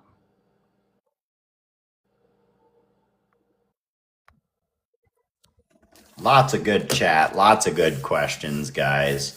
I'm so glad you decided to come on tonight. I know you said that this is not really your thing. But I believe a lot of people wanted to know a little more about you, and I think it shows. We had quite a few people in here and lots of likes and lots of shares. And it sounds like people are already getting on, we call it the Zon, just so we don't get any bad marks. But it sounds like a few people are already headed over there. And hopefully you end up with quite a few new followers and new subscribers over on the YT page. So do I need to say Zon? Do you get flagged or something if you say like a website or something like that? So when we talk anything outside of TikTok, they like to flag the page, and it just makes it where it won't go off to the For You page or anything. But this far into the episode, I haven't gotten a flag, so we're doing just fine. Oh, okay, good. Yeah. I seen a question. Steve Harper 100 says, do you make your own stencils? I do make a lot of my own stencils. They're kind of disposable. I have all these little cue cards everywhere. I cut little designs. Like I did a rat the other day, and there's this little foot. There you go. And let me see. I did a hammer the other day for somebody. But like there's my perch. Perch design. Yeah, so most of my stencils I do make. And then I have some of your standard, like I use the loofah for my scaling, and Whitmire, I think it's Whitmire Farms or Whitmore Farms. Yeah, they have a lot of good stencils. I'm always looking around my house for things that I can use. Like I've cut up some of my old clothes if it has like a cool piece of lace on it or something. This is a ribbon I use all the time, and it gives a lot of good texture. I can't remember where I got it. Yep. Probably like Hobby Lobby or something. I think Hobby Lobby, Dollar General, Dollar Tree. Yeah, Dollar General's a really good place to look. My goodness. I used to absolutely hate going to Hobby Lobby or Michael's. And I won't say hate. I mean, I was going with my wife, and I like to do things with her, but I didn't want. There you go. I didn't want to be in there that long. Now I'm the one asking if we can go. Can we go to Hobby Lobby? So even like produce bags, a lot of them come in like mesh, and you can use that for scales. Yep. Like you said, the loofah, and then any kind of laundry bag, like those netted laundry bags, things like that. Everything becomes a stencil. Yeah. Your imagination can go wild with this, and that's exactly what you need it to do, because let's face it, we were talking earlier about copying baits. Every type of bait color combo has been done. I think when somebody gets upset about a copying of a bait, it's like you show a bait tonight and tomorrow you see somebody's painted that exact same thing. That can get a little bit offensive, but every bait out there has been thought of, every color scheme and things like that. So you really have to think outside of the box and mix things together to come up with something that you might be able to call your own. Yeah. So definitely. I do one bait. I had S&J make me a stencil, and I do it maybe once a month. And I somebody else came up with the name. I just kind of made the bait, and put it out there, and they're like, "That's the ghost bait," and it's literally just skulls like mirrored each other straight back through the bait. And people really loved it. And I make a different colored eyes, and I make the baits different color. Yeah. And I people have to look really at enjoy that one. them. I What's don't that? think I've seen that one on your page. I do horrible with posting. You said it yourself. When you're a new bait maker, make sure you do lots and lots of posts. I am absolutely horrible at it. I'm always on the lives. I'm always showing my baits. I'm in a lot of auction. But I am horrible at doing posts about my baits. So I'm going to have to get better about that. I probably have a couple hundred pictures on my phone that I have Yeah, never even posted. you need to do that. I do. I do. You're right. Because then you leave a footprint of your work, you I know? know. If you're on a live, it's just gone. I will definitely have to start doing that. Red Hills Customs, y'all do some great work. I enjoy seeing Little River Lure Lady's work. She's Thank you. doing some good stuff. See if we got a question in here. Paul Tark, what's up, buddy?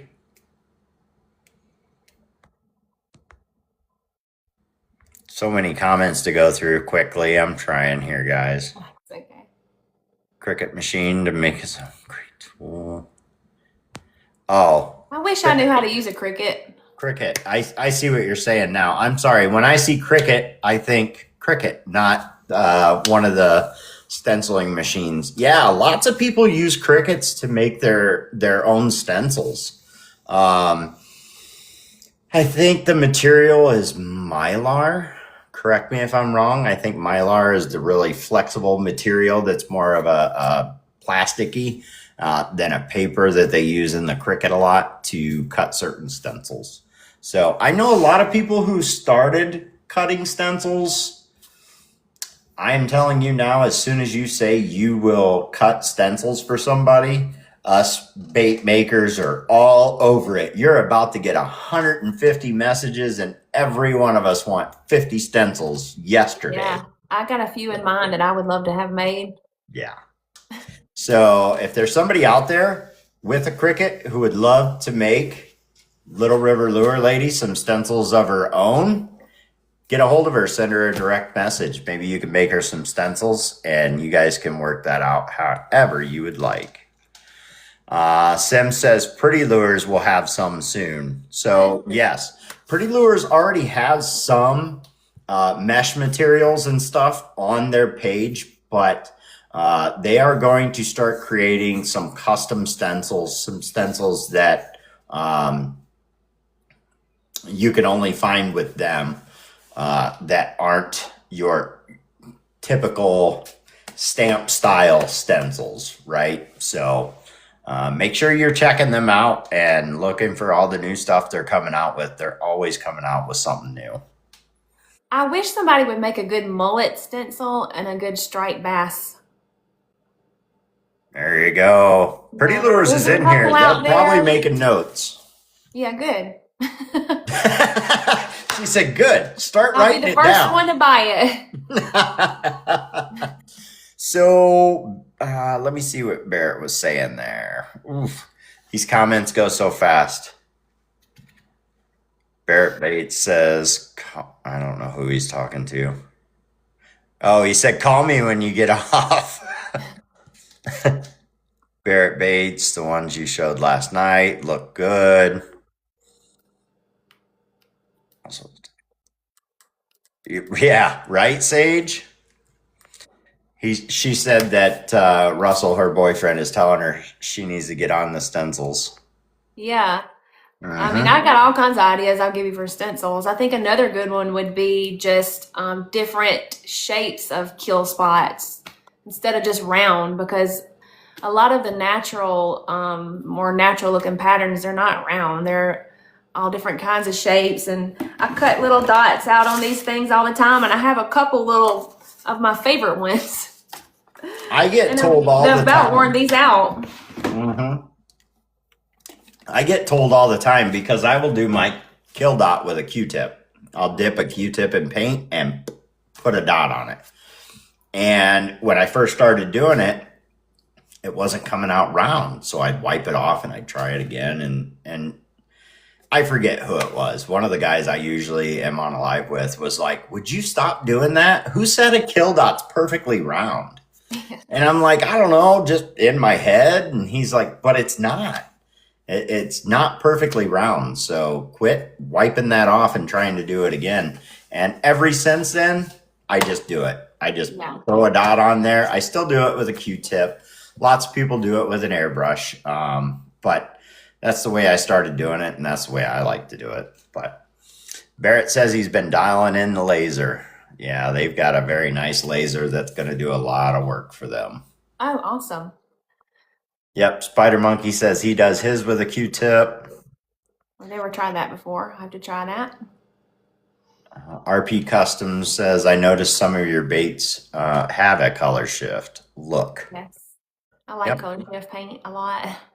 RP says, do you use mica powders in your clear coats?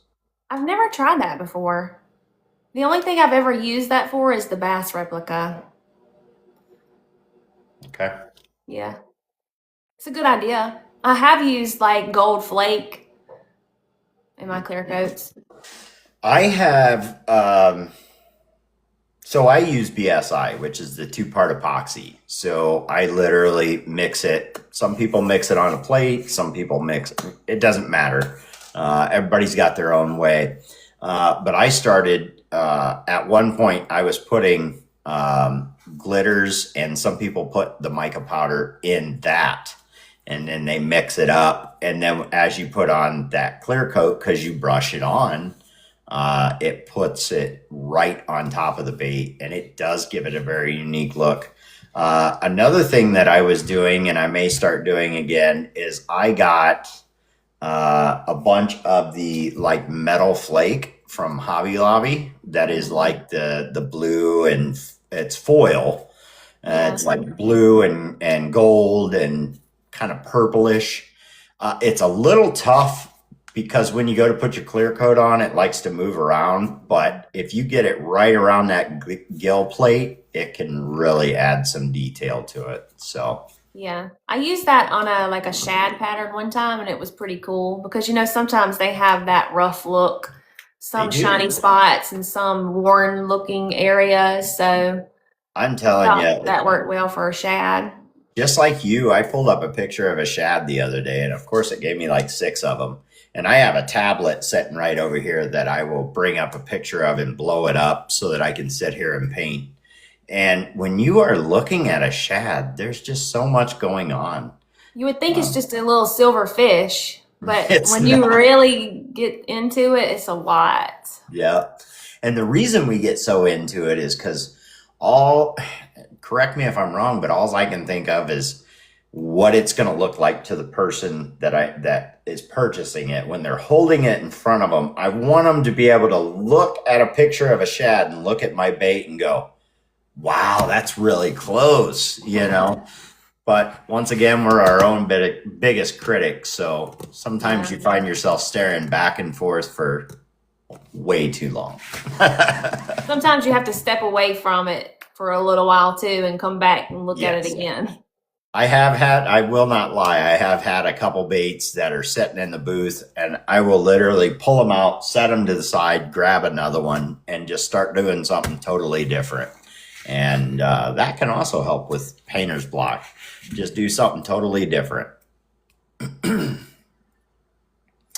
have done that, but I switched to more mica mixed with 40/50 spray. I have done that. Okay. Yeah. Lots of great questions. Yeah. So I hope you enjoyed the interview. I hope you guys enjoyed the interview, and you're going to go over and you're going to check out her YouTube page. You're going to check out my YouTube page. Send us a subscribe on there. I'm actually trying to get to 50 subscribers because I can actually multicast. So I could actually set up the tablet to be casting onto YouTube and also be doing TikTok here, and I can do it kind of at both places. And I know some of you guys directly stick to TikTok alone. I'm not asking you to switch to YouTube, but go over there and give us a subscribe. That would really help us out over there. And make sure you're giving her a follow on here. And if you're not following me, you should be following me so you know when we're doing the podcast every single week at 7 Eastern every Tuesday. So, do you have any questions for me? I've been interviewing you and asking you all kinds of questions. Do you have a question you would like to ask me? Oh my goodness, I didn't even think of that. I probably will have a lot later. I'll think of 100 things. Well, you definitely send me a message. It's something that I've started asking people if they have a question for me, because I sit here and I keep firing question after question. But it was great having you on. Usually I stay on even later. I tell you what, it is only 8:34. Are you willing to stay a little bit longer, or are you done? I'm sorry, guys. I can't tonight. I got a whole rack over here that is waiting on me. Do some painting. I got all kinds of stuff to catch up on. Perfect. Well, I appreciate you coming in. Thank you so much. And once Thank again, you so much for having me. It was Little fun. River I really Lure enjoyed it. Lady. So, well, everybody give her a follow, and it was so nice having you on. I hope you enjoy the rest of your evening. I think I'm going to stay on live just a little bit longer, and then I'm going to send everybody over to a different page, and hopefully we'll see you again soon.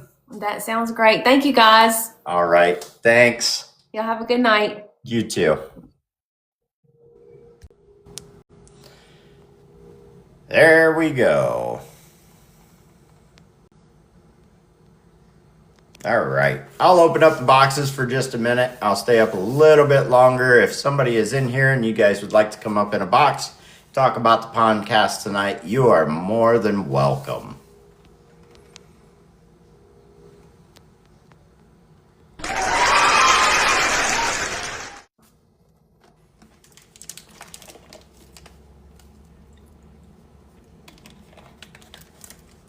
Sounds like she's got a bunch of painting to do. She had to go. Mail call. I know. I need to work on that.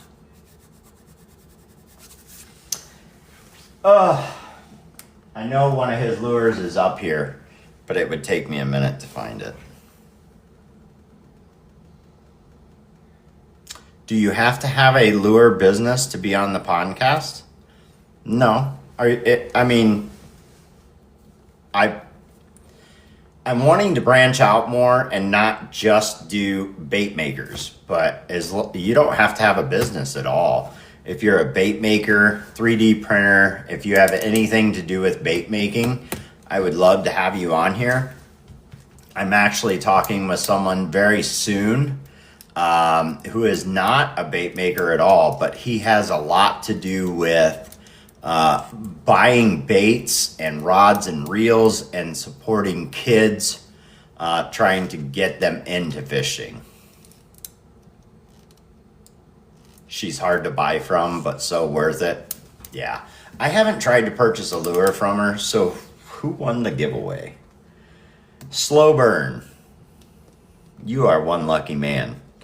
I am so disappointed that I didn't have the option to win that lure. Are you talking about yourself, Walleye Guy?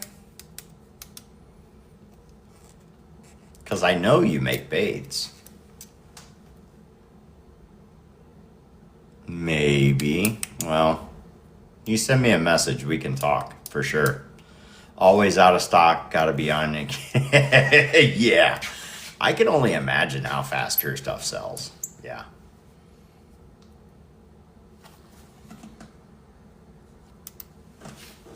Yeah, you don't have to be physically in auctions and selling baits on here to be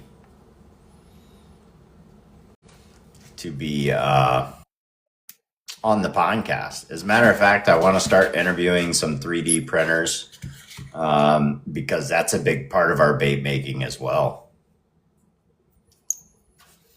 Who else is in here? Everybody just gonna leave me up here. Well, that's why I Sage, jumped up. Sage came in. Let me see who's all in here. Usually people just wait for me to invite them. He might be at work. Who knows? Whoa.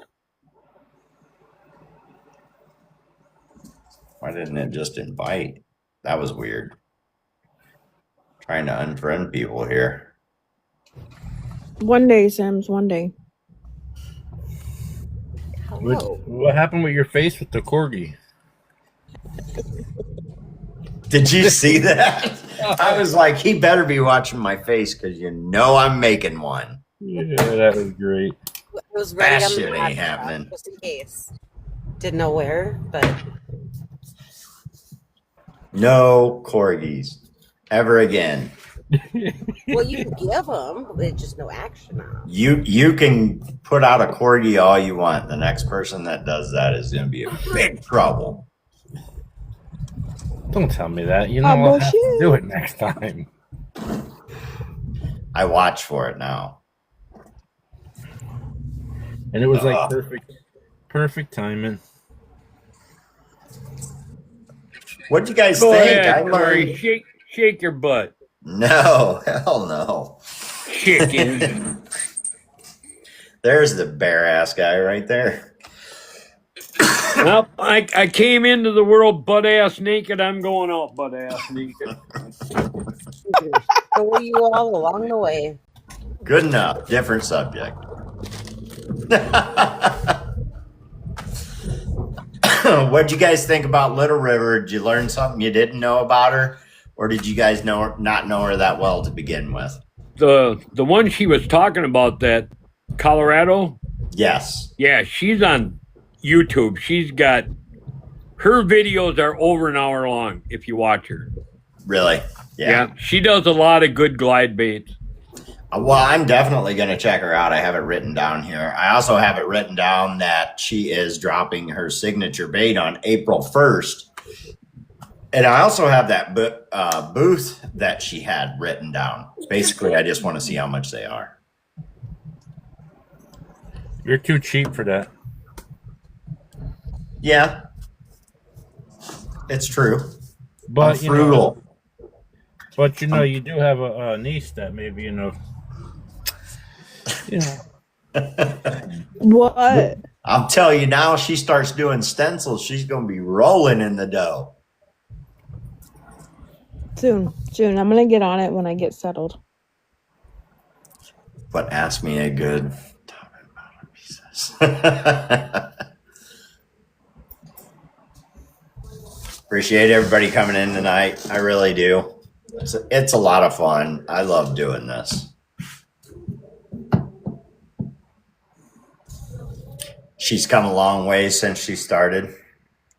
Okay. Walleye guy seems to know her too.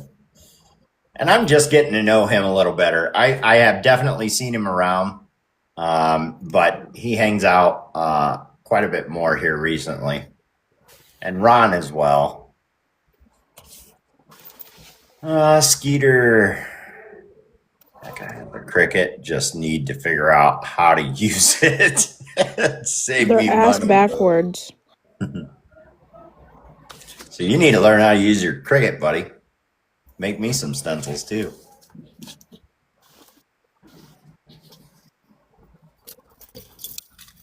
Make me some stencils too. I have tons of stencils. I use them quite a bit. Well, I'd hope so. Yeah. No, that interview went really good. The clear coat question, I knew everybody was going to want to know the answer to that, and there is nothing wrong with her keeping her clear coat to herself. The person who makes her clear coat actually asked her to do that. So It's a very respectful answer where she's, yep, I use something and I'm keeping it for us. yep. Yeah. You can't blame her for that one. So No.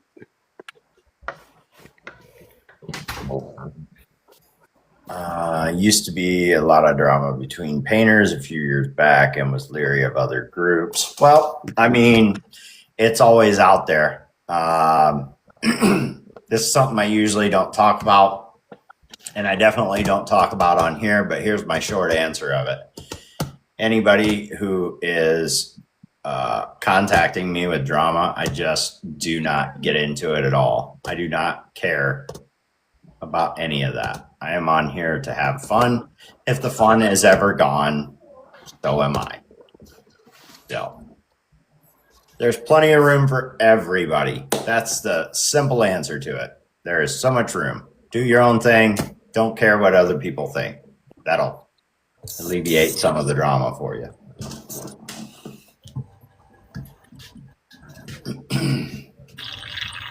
Right, Sims? Yep. Welcome. He's the biggest drama maker. Bye, Oh, Here we Sim. go. Sage is around. Hi, Sage. Bye, Oh my Sim. gosh. As soon as I seen Basscat won that giveaway, I didn't even look at the chat. I already knew what it was going to say. Rigged. I bet you he wants a red bait. JM. What's up, buddy? What's up, Joseph? What's What's up, that, Bubba? gentlemen and ladies? I bet you he wants a red bait. Red bait. I am definitely, and I can't say it enough, I'm a little jealous of Slow Burn. He won a heck of a giveaway, in my opinion. Oh yeah. They're all great giveaways. Do not get me wrong. But I have not been able to purchase one of Little River's lures yet. And I think it was Christopher who was saying it. A lot of times when you go there, it's out of stock. So if you guys are definitely interested in getting a lure from her, you got to send her a message on there and just tell her what lure you want. Well, another thing too is either on her TikTok or her Instagram, like she'll put up like, "Hey, there's going to be a drop on this day for these things." Yep. Like she had one about like all the bass that she had painted up. So Yep. What's up, Gabe? Yep. You got to catch it at the right time. So, that's like me. I don't paint as many lures as some of you guys do. So, if somebody wanted something specific from me, that's pretty easy to do. I have blanks here. Hopefully, I have the blank you're asking for, but I don't paint tons and tons of just random stuff. I probably should, but I never do one-ups. yeah. Well, and I was talking to her about, and it was you and Lauren that just hit the top of my head when it comes to having a website and having stock on there. I know it takes a lot of time to get that kind of stock, and then you have to keep up with it. Like I know I've been talking to Lauren, and somebody will get a bait from him. He's like, "Great, now I got to paint 6 more of those because you bought my last one." And Sim's the same way. So, wait a second, what do you got here? Hey, you don't have to paint a lot. there of it stuff. You can get cool is. stuff like this. You got it finally. I did. What do you think now that it's in your hands? I like it a lot. Good. I'm glad you do.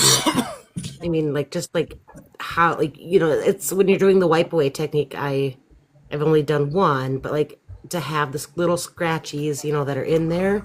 Yep. You can't plan for them the way that they are. No. It And all you just really- kind of happens. But yeah. To me, like seeing it and in hand, it almost has like that. I can't think. There is a certain cartoon style that is that black and white, that outlining. Yep. Like with the gill type of it, like the gill or the fin. It has that look to it, but yeah, I like them. Yep. Is that a wall or a fish? Go on.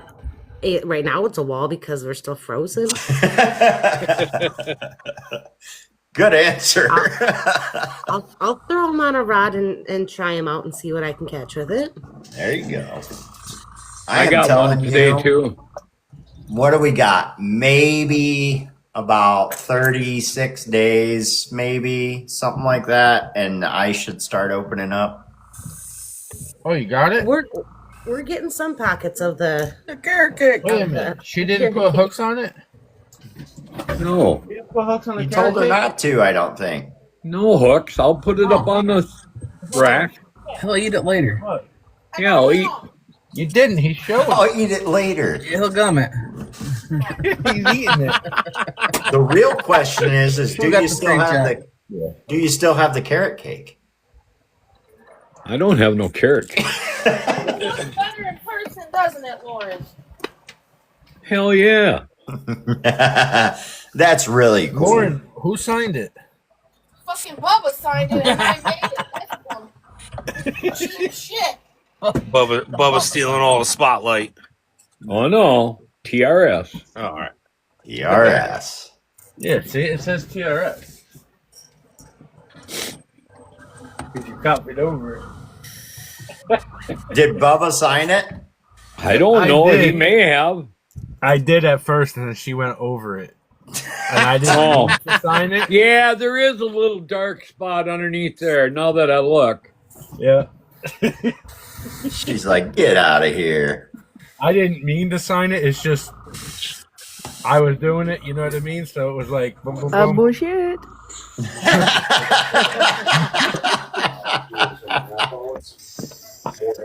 And then once I said, "Oh shit, I signed it," she goes, "No, you Yeah, didn't." I'd go. Yeah, I'd go with that story, Bubba. Yep, that's the one I'd stick with. That's my story, and I'm sticking to it, man. Mhm. What'd you guys think? I snuck that giveaway in there a little bit earlier. Perfect. Everybody's like, we don't care as long as it goes.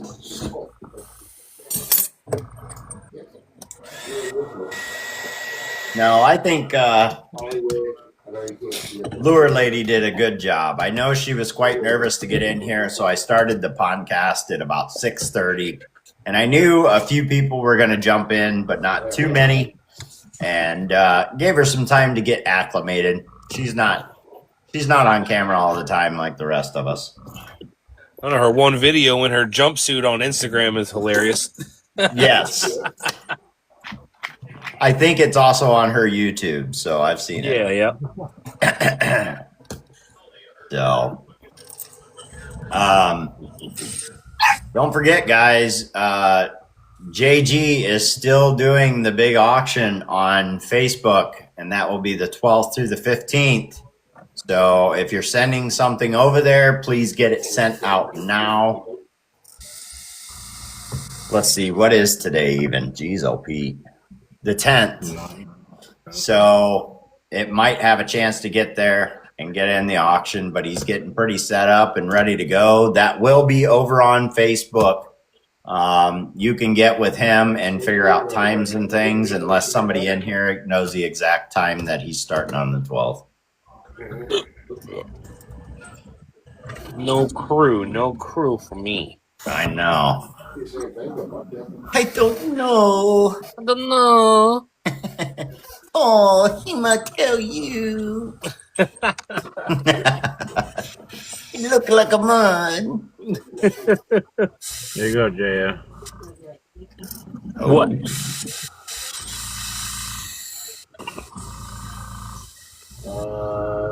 Well, like I just sent it. You still ain't make that purple one I wanted yet. I gotta work to get that. 3 years later. I was so close too, dude. So close.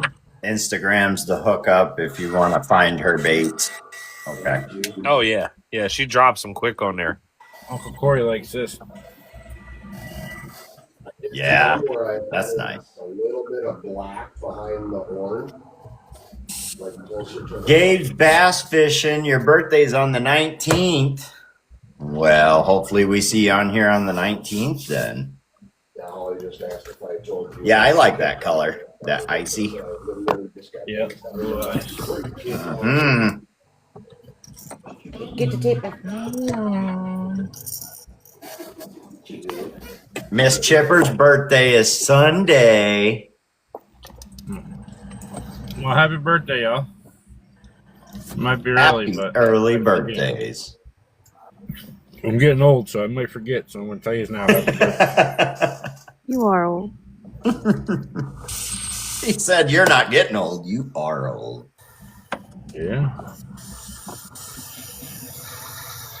And I had a Well, nice that's pink baby, rude, but but I Yeah. kind of find it funny. that's what I'm saying. That was rude. I guess I'm going to have to keep this pink face. No. I take it back. You're young. Oh. I kid. I tell you it's funny. I kid.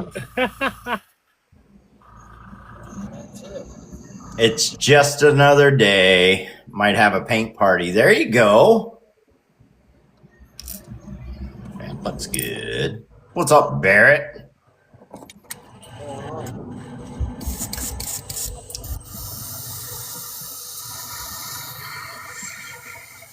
What do you think about who snagged that giveaway tonight? Again? Some people are so lucky, I'm telling you. Well, I won the Pretty Lures twice, remember? And then Yep. last week, then I said redo it, and then I think Miss Chipper got it. Yep. Sure enough. She said she's been on their website like 20 times and can't decide what to get. Awesome.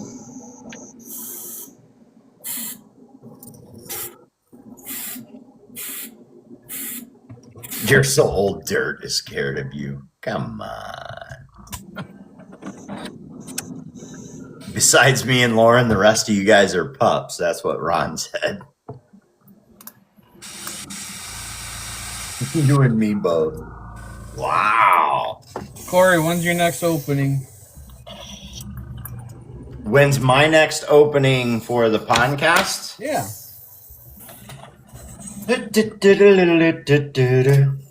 Do a little circus theme here. For you, Sims, December. I might give him a discount. I'll only charge him $5. It looks like January 2028. Pencil me in.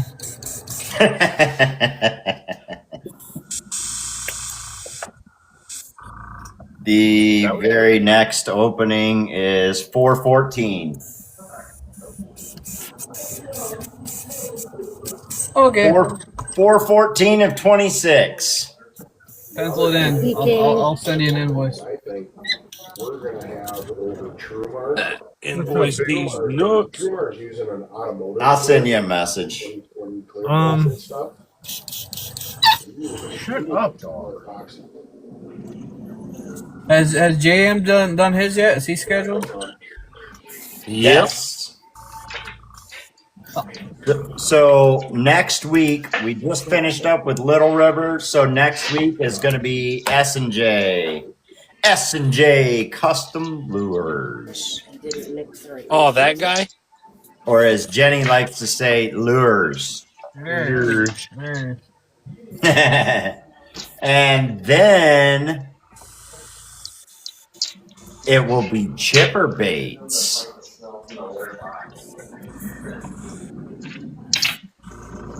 You're at work. What's up, 706? I appreciate you stopping in. Up, Hannah. My date passed already. No. You should be soon.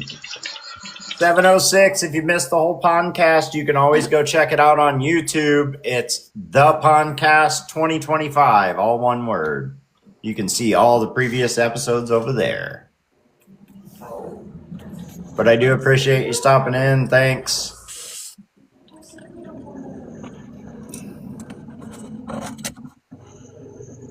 Who's down at the very bottom? I can't see him because I got all this stuff. Walleye guy. What's up, buddy? How's it going? You know, running this out till about 9 o'clock. Thanks, Bear. I appreciate it. Thanks for all your support, buddy. run this out till about 9 o'clock, maybe a little after, and then we'll send it over to somebody else's page. Nice. Uncle Corey, guys, you ready? What are you doing? He's going to sleep. He's tired. It's nighttime. It's me. Yeah. What a dick. Oh my goodness. The old age. Hey, buddy. I get it. Everybody does it, but I got to get my sleep. What time you got to be up in the morning, Uncle Corey? I got to be up. I get up around 2:30 to 2:50. Ass crack it down. I'll call you at 3 a.m. Okay. What are you going to call me at 3 a.m.? Because I'll be up for work. Oh. I'll be having my coffee going, why did I choose a job where I get up this early? You like watching him work? Through the big box for you. Sounds good. I don't know who did it, but you're there now. I don't know either. It's all right. Yeah, man. I would love to have absolutely everybody who paints has anything to do with bait making on the podcast.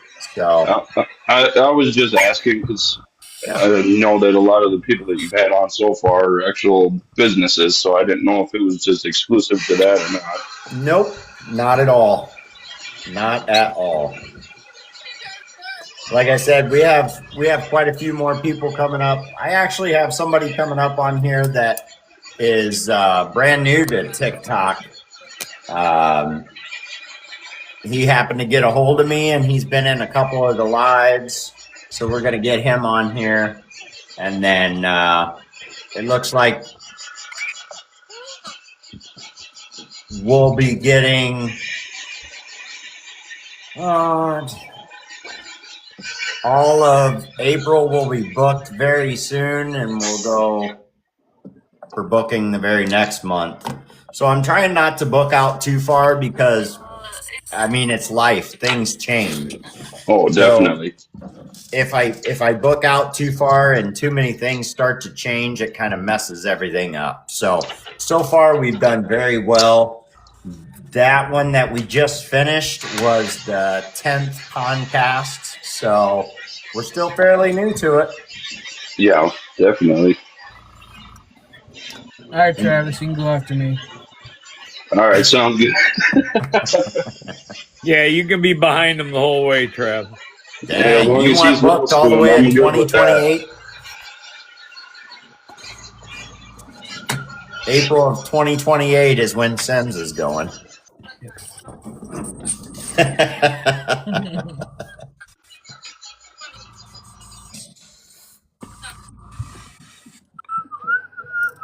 Bass Cat.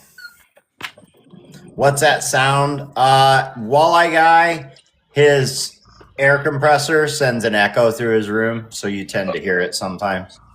Yeah, sorry. That's all right. I try to catch myself and mute myself before it turns on.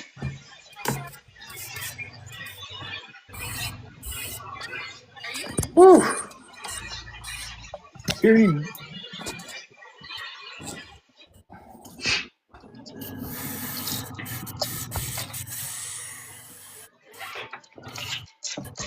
As soon as this snow quits, we're going to get Bubba on here for sure.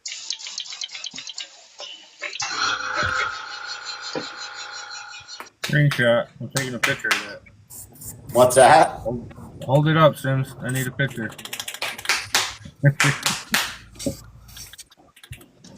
Well, I'll take the mesh off so you can see it.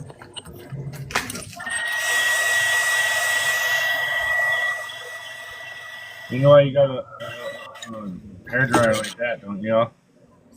What's that? You know why he got that hairstyle or hairdryer like that, right? Yeah. Ain't no warning. Looks good, dude. I can't do a crawl to save my life, man. Well, this is just. I still got to do my pattern on the side. He can't either. He uses a plastic stencil. Looks good, Sims. Hey, I do. Yes, I do. Well, see, I might have to get one because I can't do one to save my life. So the side has got these two colors, which is toxic yellow and bile green on the side. Then the back I just put on thick green, which will be a pattern. And I got pearl white on the belly. And then during the podcast, I did a bone crawl. Nice. Kind of looks like the one I just did. Yeah.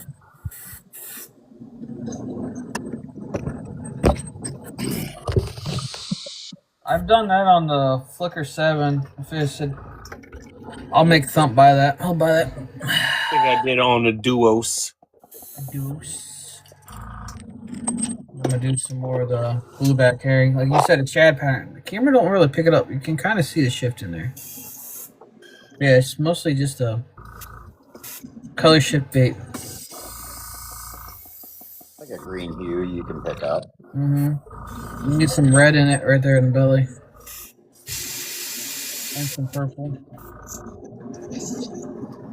I mean, a great one that I find for the shad pattern, yeah, is that shifters, like she said, the green, blue, violet.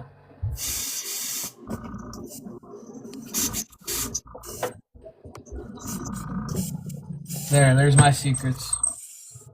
Your secrets. You guys ever mess around with adding highlight, interference highlight into your paints? Oh, yeah. Into my paint? Going to. Yeah. It creates a cool effect. I'll put this highlight green over this.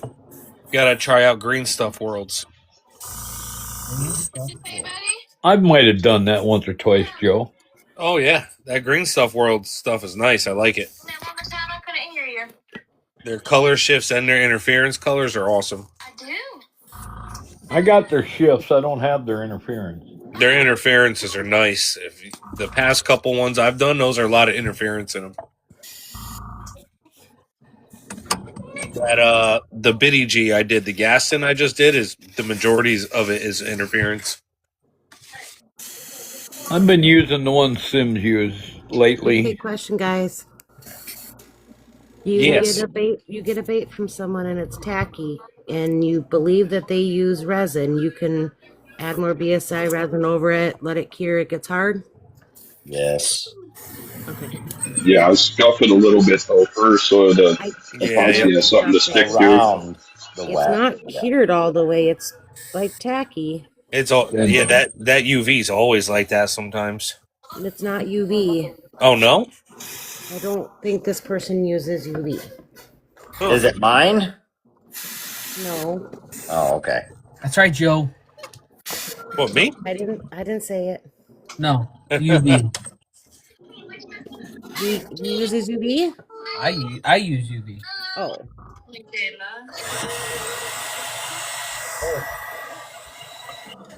You just got my bait, so I'm like, is it mine? No, yours is hard as rock. I usually check them because you can sand around the edge of where it's still tacky if the bait seems fully set up. You can sand around the tacky and then redo the whole bait. Well, to redo the whole bait. But. Yeah, I gotta only do half of it. No, you'll have to do the whole thing, Holly. Yeah. The other side isn't painted yet. He probably just sprayed UV with that stuff that you guys use. Well, now I know whose it is. Did they maybe just put UVLS on it? Yeah, it should be just UVLS. No, it's not. No? Oh boy. Nope. And then what's the smaller version of the double take? Is that the Glizzy? Is the smooth one, Holly? No. The Glizzy's smooth. Okay, Don't learn your iPads on. What's this one? Oh. He's not in here, so I can't ask him. I hate to do it to you guys, but who would like to start a live for everybody to go chat on? That's It's the this one. isn't that the double take? It seemed too small. Let's see. That's a double take. That's a double take. Is Yeah. it? Yeah. Okay. Well, then I do have a tail. Because otherwise we would have had a tailless one too. Oh, Holly, I didn't forget about you. I went through my messages and I'm like, damn, I never messaged Holly back. I'm out of here. Bye, guys. All right. See Bye, you soon. Felicia. Wait for it. Let's do it, Sage. You know you want to do it.